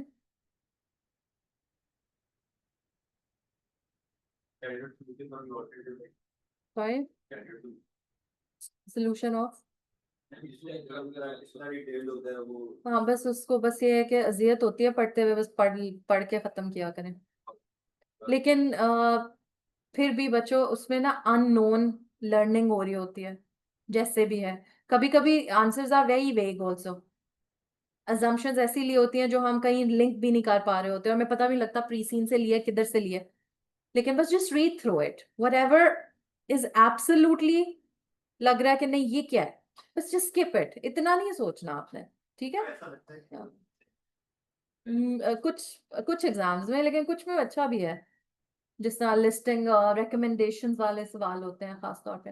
अच्छा अब एक और बात सुन लो, बार बार 2-3 बच्चों ने पूछा अपेंडिक्स टू द रिपोर्ट का format. Appendix to the report बीगो कंपनी में टेस्ट हुई। क्वेश्चन नंबर 1 ए पार्ट में था रिपोर्ट बनाओ, बी में कहा appendix to the same report बनाओ। तो ए पार्ट में to from subject date introduction कर लिया, बी पार्ट में सिर्फ हेडिंग बनेगी appendix 1 to whatever the report and answer, कोई फॉर्मेट है ही नहीं, सिर्फ हेडिंग बनती है, ठीक है। और अगर कभी कोई डाउट हो, स्टेटमेंट आ जाए, कुछ भी आ जाए, ब्रीफिंग नोट्स का फॉर्मेट आपने फॉलो करना है, यानी सीधा सब्जेक्ट डालो, 1 liner introduction, right your answer, ठीक है। प्रेस रिलीज एक दफा टेस्ट हुई, हाईलाइट होटल्स दिसंबर 2018, वहां से एक दफा देख लें, उसने भी हेडिंग बना के काम की बात बीच में की हुई है। और प्रेस रिलीज थोड़ी शुगर कोटेड होती है, समझ रहे हो, झूठ नहीं होता, लेकिन जरा फैंसी के हम प्रॉमिसिंग वे में बात करते हैं। रिक्वायरमेंट ही ऐसी होती है कि आप बताएं आपके क्या इरादे हैं आगे सस्टेनेबिलिटी के लिए, प्रेस रिलीज, तो उसमें फिर आप बड़ी बड़ी बातें करेंगे ना। So I think this is pretty easy, however by not following the proper formats, आपने एक शो करना है एग्जामिनर को कि आप इंटरेस्टेड हैं फॉर्मेट्स में। अगर वो डिमॉन्स्ट्रेट नहीं करते तो आपके 5-6 सीधे नंबर प्रोफेशनल में से पीनलाइज कर देगा एग्जामिनर, सो बी केयरफुल। अच्छा अगर कोई सवाल नहीं है तो यू गाइस कैन लीव, जो कि स्पेसिफिकली प्री सीन के लिए थे। I am going to discuss a few concepts from ethics area if you want to attend. और अगर 100% ऑडियंस चली जाती है तो फिर मैं ये अनाउंस करूंगी कि आज खत्म हो गया है सिलेबस, अब आपकी जिम्मेदारी है, जो करना है कर लो, ठीक है। एक बात मैं आपको बता दूं, SPL is a very doable exam, very achievable, इसमें कोई फॉर्मूलाज, कोई मैथ्स, न्यूमेरिकल उस तरह नहीं है। सो बेटा please make sure you pass the exam, are you listening to me? जो मर्जी करो, जान लड़ा दो अपनी, एग्जाम पास होना चाहिए। वो 3 घंटे जाया नहीं करने पैनिक में कि एग्जाम है, आप तैयारी करके जाएं, और 12 दिन में भी बहुत कुछ कवर हो जाता है। एक्चुअली बहुत ज्यादा तो नहीं होगा, लेकिन मैंने मोटिवेट तो करना है ना आपको, कोशिश तो करनी है। So try to cover as much as possible. बात ऐसी करते हैं, थोड़े से ज्यादा आएंगे, बताता है आ सकते हैं डिपेंडिंग ऑन द आंसर्स, थोड़े से। देखो हमारा एक रूल है that when in doubt give less marks, तो we are always doubtful. Why? Because SBL की मार्किंग जजमेंट बेस्ड है बेटा, क्योंकि कोई फॉर्मूला थोड़ी है कि 200 आंसर आना है तो 200 पे 1 मार्क, वो न्यूमेरिकल पेपर्स में होता है। सो जजमेंट बेस्ड है, सो केयरफुल मार्किंग यही होती है कि आप कम दें। एग्जामिनर तो कभी बहुत ज्यादा भी दे देता है, कभी कभी, नॉट लाइक ऑलवेज। उसको नजर आ जाए ना कि अगर सही तरह एक्सप्लेन हुआ हुआ है, प्रोफेशनली बात हो रही है, तो फिर वो मार्क्स जाहिर है आपके नेचुरली बढ़ जाते हैं। अच्छा बच्चों, just give me 10 minutes and we'll discuss a few things, only few terms, कोई इतना वो बहुत ज़्यादा नहीं है। So just wanted to show you this: professionalism, ethical codes and public interest. These are 3, आप समझो, definitions, concepts। अब ये कहाँ से निकाले हैं हमने? आपको एक चैप्टर याद है, leadership, the first chapter we learn ever in SBL, ठीक है? लीडरशिप में एक्चुअली ये उसी चैप्टर के 3 कॉन्सेप्ट थे, और ये एंड पे इसलिए कर लेते हैं क्योंकि एंड पे एथिक्स और सस्टेनेबिलिटी और सारी चीजें पढ़ी होती हैं, तो सिर्फ नाम से ही समझ आ जाती है चीज। सो ये लिंक्ड हैं, प्लीज याद रखना है कि लीडर्स जो होते हैं उनको प्रोफेशनल होना चाहिए, उन्हें एथिक्स का ख्याल रखना चाहिए और पब्लिक इंटरेस्ट में काम करना चाहिए। मैं आपको समरी बता देती हूँ प्रोफेशनलिज्म क्या है, चलो ये देख भी लेते हैं।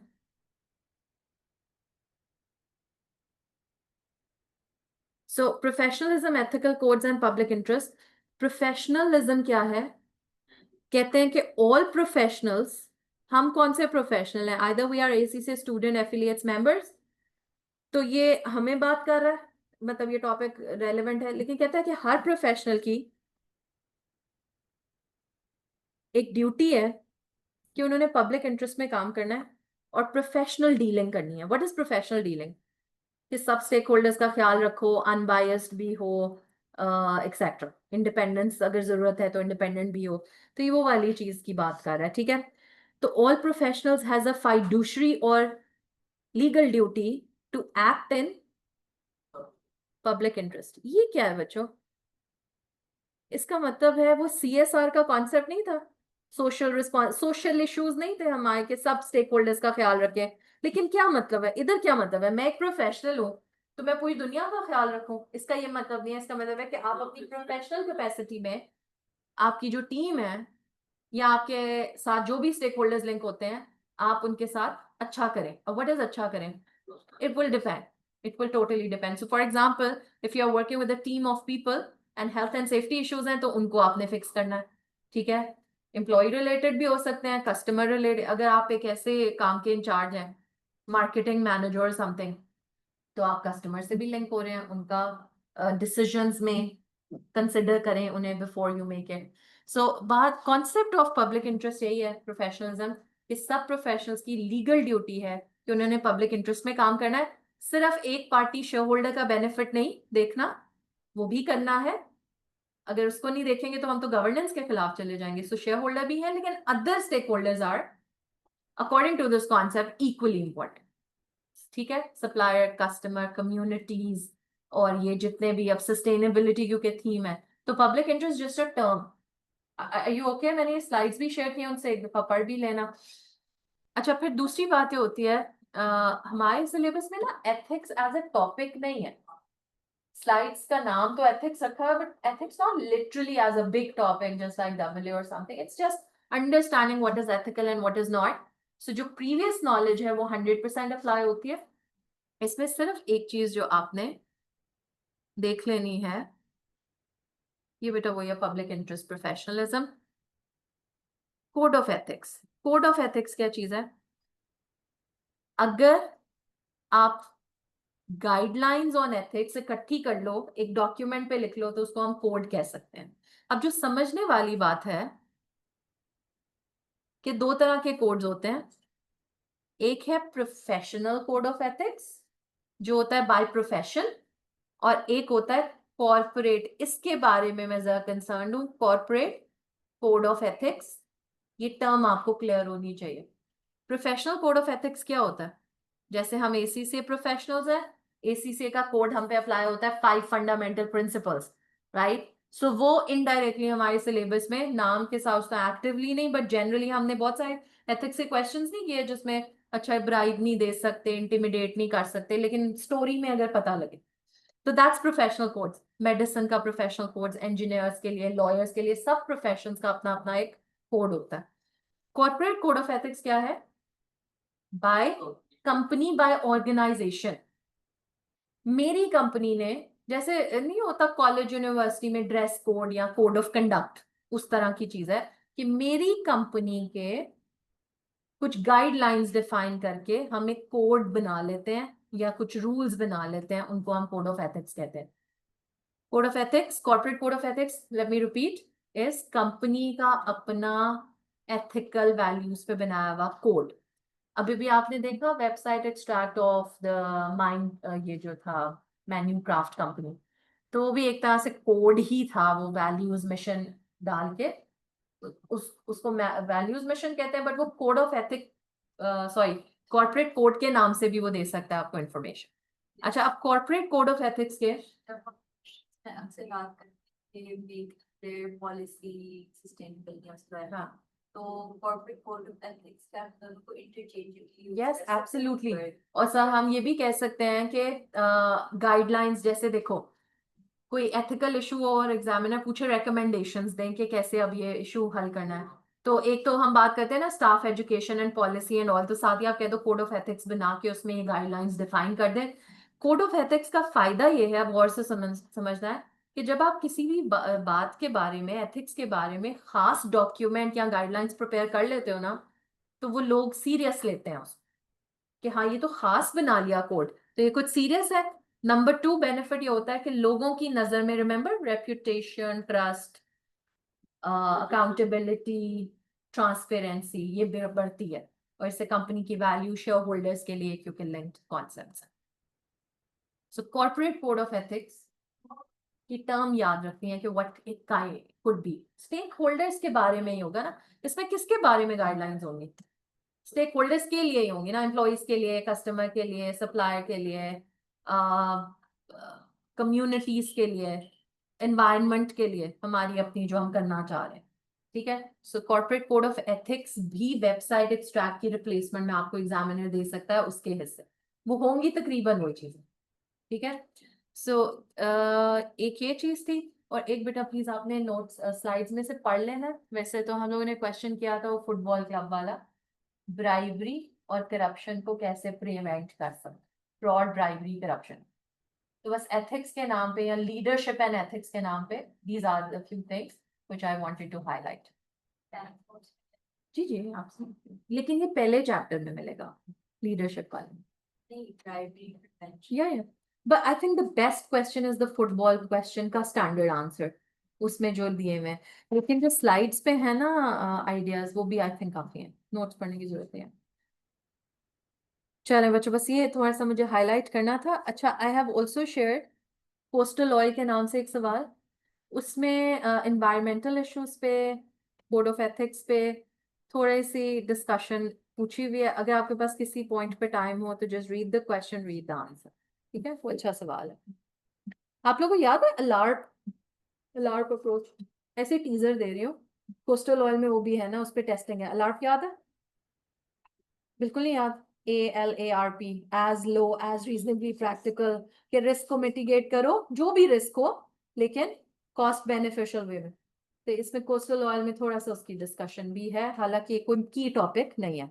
अच्छा, तैयारी ऐसी होनी चाहिए एंड पे कि कोई भी टॉपिक है ना, उसकी वन लाइनर याद आ जाए। जैसे अलार्ट था तो आपको याद हो, अब ये कैसे होगा? जो आपने क्लास में नोट्स बनाए हुए हैं उनसे ही होगा, किताबें पढ़ने से ये सारा कुछ कवर नहीं हो सकता। And keep doing the practice. Should I say it one more time? Keep doing the practice. And with this, I'm absolutely free. Alhamdulillah. I'm sorry that you guys have to do mehnat and they take tension and be negative. तो मेरी आज छुट्टी officially हो गई। ठीक है? Any questions? साथ में ना फील्ड का पेपर है, मैनेज करना बहुत मुश्किल है, तो ये ऐसी ज़्यादा इम्पोर्टेंट केस स्टडीज को आज के साथ लगाते हैं। You're taking a big risk. Why can't you just allocate 2 to 3 hours for SBL in the morning? Let me make a plan for you. take a break, then start studying audit till whenever you can. Triple A कि double A? Triple A के past exams, उनकी wordings, the way the examiner is writing is super important. Just saying. बाकी आपके teacher ने आपको guide किया होगा कि क्या करना है, ठीक है? सो अब 12 दिन है बेटा, 12 दिन है, 24 घंटों के 3 घंटे SBL, 6 घंटे की ब्रेक भी ले लो तो 6 घंटे और पढ़ लोगे, फिर 6 घंटे सो जाना। मतलब क्या करना क्या है आपने और जिंदगी में? जो कुछ भी करना है वो ब्रेक में करो। I think the most of the time we waste, I waste in my life, student life में तो खैर पता ही नहीं था कि पढ़ना भी होता है। तमीज से कि आराम से पेपर पास हो जाए, हर वक्त गिनने ना पड़े मार्क्स के, अच्छा 40 बन गए, ये 50 कैसे होंगे? तो इसका बड़ा अच्छा सा ये तरीका था कि फोकस करके पढ़ो। ओवर थिंकिंग में टाइम वेस्ट करते रहते हो, वरना असल क्या है, हकीकत क्या है, केस स्टडी कितना टाइम लगा रहे हैं? कितना? 2 to 3 hours ना मैथ्स? तो 24 hours minus 3 is 21 hours। आराम से हो जाएगी तैयारी। ओवर थिंक ना करो, इसको नेगेटिव ना बनाओ कि हाय ट्रिपल ए भी है। डोंट थिंक लाइक दैट, वो तो फिर बन जाएगा ना, वो तो फिर एक पेपर एक की स्टडी मुश्किल हो जाएगी। अब जो है वो है, डू यू अंडरस्टैंड? खुद कराई थी फीस जमा, अब जो है वो है, करना पड़ेगा, ठीक है? सो बजाय इसके कि रोते रहो हर वक्त, negative thinking, over thinking, just leave all of that. एक केस स्टडी करो, अगला काम, ठीक है? चलें, एनी फर्दर क्वेश्चंस? मार्क्स में पॉइंट पे आ रहे 1.5 मार्क्स पूरे पेपर में 2 1.5? but one What are your scores for term test 1 and 2? test 20%। फिर भी 2 में? मेरा फर्स्ट क्वेश्चन पूरा बदल था। अच्छा, and term test 1 में कितना था? फिर roughly idea 30. Can you write a part of a past exam and send it to me? I'll give you feedback, ठीक है? But a part only, because वो फिर पूरा पढ़ना ज़्यादा हो जाता। आप कैंपस इनसाइट पे कोई क्वेश्चन का पार्ट लिख के सबमिट कर देना और मुझे अपना आईडी बता देना, I'll check it. कैसे? उसको क्या पता है SBL का? जजमेंट बेस्ड है, ह्यूमन इन्वॉल्वमेंट इज नीडेड बेटे, आपका उल्टा बना देगा। मैंने ये अप्रोच किया कि जो क्वेश्चन है रिक्वायरमेंट वो ऐड करके फिर सारा जो रेलेवेंट इंफॉर्मेशन है वो सारा उसमें डाल मुझे समझ आ गई, लेकिन बेटा एक एकेडमिक स्टाइल, फिर स्टैंडर्ड आंसर भी डाल दीजिए। लेकिन वो भी बहुत एकेडमिक लिखा होता है, आप समझ रहे हो? The way you are writing, the way we discuss questions in the class are very different from what past exam answer normally present. So अगर आप mindful रहो कि ChatGPT might be not giving me the real feedback, तो कर लो, लेकिन इतनी मेहनत क्यों करनी है? तो तसल्ली अगर होती है and you're mindful कि it could be wrong, then फिर आप कर लो, बिल्कुल यूज कर लो। अच्छा जी, if you are discussing professional code of ethics, would it be feasible to mention ACs? कर सकते हैं, लेकिन कभी I think SBL के questions में यूज करने की जरूरत नहीं पड़ेगी कि डायरेक्ट कोई कोड की टेस्टिंग है। वो वैसे ही थोड़ा intimidation and words like familiarity and हम यूज कर लेते हैं, बट एग्जैक्ट उस डबल ए स्टाइल में टेस्टिंग होती नहीं है। चलें जी, thank you very much, ending the class now. Good luck बच्चों, रियली मतलब मैं नॉट बीइंग सार्कास्टिक टुडे। अच्छी तैयारी करो, और देखो because I was there once as a student, I know what pressure you guys might be feeling, but if you stop thinking a lot and just do things, तो चीजें आसान हो जाती है, especially for a paper like SPL, like it's not difficult, is it? Now you're sitting on the other side ना अभी, फिर जब आपका पास हो जाएगा तो आप लोग फिर शो मारोगे कि ये तो ऐसा था, और कुछ बच्चे फिर पास करके जिनके ज्यादा नंबर आ जाते हैं, पेपर तो बड़ा ही डिफिकल्ट था बट क्योंकि मैं तो सुपरमैन हूँ तो इससे मेरे तो मार्क्स आ गए। तो बट डूएबल एग्जाम है, अचीवेबल है, just pass the exam. Do not fail it at 48 and 49. करना है फेल तो फिर 30 में करो, 25 मार्क्स में करो, कोई अफसोस तो ना हो ज्यादा कि 48 49 लेवल जो है ना, ये ज्यादा थोड़ा सीरियस हो जाए। And lack of practice is the main reason. और एक होता है ना, मैंने तो की थी 30 केस स्टडीज में फिर भी फेल हो गई या हो गया, उसमें फिर ये होता है कि आपका दिमाग हाजिर नहीं था जब आप केस स्टडी कर रहे थे या कॉन्सेप्ट को पढ़ रहे थे, तो दिमाग की हाजिरी बड़ी जरूरी है। और हाय बस इंसान कहते हैं कि बस आप आंसर रीड कर रीड करा, मुझे लगता है कि मैं उसको रिटेन नहीं कर पा रही रिटेन नहीं करना ना, रिटेन का मतलब जो मुझसे पढ़ रही हूँ मुझे पॉइंट समझ आ रही है, तो मुझे पता है मैं कहीं ना कहीं लिख सकती हूँ, मैं लिंकेज कर सकती हूँ, तो ऊपर से हर पॉइंट इतना अच्छा अब हर पास्ट पेपर के हर पॉइंट को, क्योंकि वो अच्छा है, रिटेन हम किस सहारे पे करें? क्या टास्क पता है आपको? क्या एरियाज पता है? नहीं पता ना, बस आपने पढ़ लिया, समझ, हाँ, या आपने समझ लिया, आपको नहीं पता लगा, वो रिटेन, लर्निंग, एक्सप्रेशन, हर चीज पे एक पॉजिटिव इम्पैक्ट डाल रहा है। ट्रस्ट मी ऑन दिस, ठीक है? आई नो कि कैसे फोकस होना चाहिए बस उस टाइम जब आप पढ़ रहे, ठीक है? It changes a lot of things for a lot of students, ठीक है? लेकिन ध्यान ना देना और फिर एग्जाम टेक्निक को कुछ समझना ही ना, फॉर्मेट बनाना ही नहीं है, इधर उधर की बातें, फलाना वेबिनार, फलाना मॉक, ये चीजें नहीं करनी है। आपका अपना मॉक है, आपके अपने टर्म्स हैं। How many of you have seriously solved them? That's the question. Yeah. I have You have, you will see the result inshallah. Send me a question also. Okay? this whenever चलो जी। अच्छा, अपना general discussion है in the class, तो if you guys want to leave you can, but अगर कोई बात करके आपको फायदा होता है तो प्लीज आप लोग पूछ लें। आप लोग कर सकते हो पास, मैं हर किसी को इंडिविजुअली कह सकती हूँ you can pass. Now you have to define how much effort you are putting in, do something every day, don't divide days. Let's say if you have 2 exams, don't divide days, एक हफ्ता फलाना एक हफ्ता, ये गलत है। ज्यादा achieve करोगे आउटपुट दोनों पेपर्स दो हर रोज करके, ये ज्यादा बेहतर है। समझो, एक सैचुरेशन पॉइंट भी होता है, एक लर्निंग होती है। एसबीएल को पूरा दिन नहीं पढ़ सकते, 2-3 घंटे मैक्सिमम। जी please.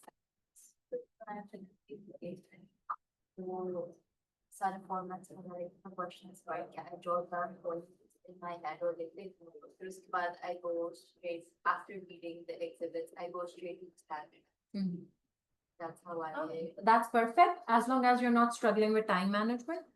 If you are, then बीच में अभी भी 12 दिन है, तो बीच में कोई 4-5 दिन कोई parts को alarm time But रख I के, did ponder upon it Yeah. and I reached a conclusion because you emphasized कि आप financial non-financial अगर आप को एक दूसरे की रीजनिंग बना दो तो वो बहुत अच्छा इम्पैक्ट देता है। तो for that specific question, I thought कि जब उसने reasons और impacts पूछे थे, I could have just throw headings डाल के reasons और impacts और non-financial financial reasons, non-financial financial। हाँ, उसको फैलाते ना ज्यादा, तो ये कीप लर्निंग थ्रू क्वेश्चंस ही ना, इसी तरह बनेगी approach. So it's very eye-opening। हाँ, and also because are you sure, अब आपके एग्जाम में पता नहीं, हो सकता है उस टाइप का सवाल ही ना हो, so it might not be a problem, but time management कुछ बच्चे अच्छे वाले स्टूडेंट्स भी ना कंप्लेन करते हैं, and I always ask them, अच्छा why? एक तो ये कि शुरू में तेज रहना बहुत जरूरी है, ये हम रियलाइज नहीं करते, नेचुरल है। आखिरी 1 घंटे में जो स्पीड लगाई होती है वो पहले मिनट से रखो ना, एक ये है। दूसरा जो बच्चे रियलाइज नहीं करते वो ये है कि आपने अगर ओवर टाइम लगा दिया है ना एक टास्क पे, तो बस फिर तीसरा टास्क आपका कॉम्प्रोमाइज्ड है। कुछ भी करो, इक्वल तमीज से टाइम डिवाइड करके चलो, and please do revise integrated reporting, it's important. शुरू में इसलिए I guess होता है because whenever you're reading the question, you're trying to remember, अच्छा हाँ इससे इसको link, अच्छा हाँ हमने similar ये भी पढ़ा था, you're trying to make links और आप आई नो, बट जब आप टास्क 1 कर रहे हो तो टास्क 2 और 3 का नहीं सोचना। ये भी होता है ना, एक शुरू में हम करते हैं ना ये भी गलती कि अच्छा जी टास्क 1 लिखते हैं, मुझे टास्क 3 की फिक्र है, मुझे पार्ट बी ना बिल्कुल नहीं समझ आया। Leave it aside for now. Focus on the task you're answering, and then फिर कर लेना फिक्र उसकी। कोई एक आधी रिक्वायरमेंट तो ऐसी आएगी जो आप लोगों को लगेगा ये नहीं आती या बिल्कुल पता नहीं क्या है, तो यही तो चैलेंज है प्रोफेशनल स्ट्रेटेजिक लेवल एग्जाम का, ठीक है ना? तो होपफुली सब अच्छा कर लेंगे। Thank you very much. अब मैं क्लास बाकी एंड कर, अल्लाह हाफिज।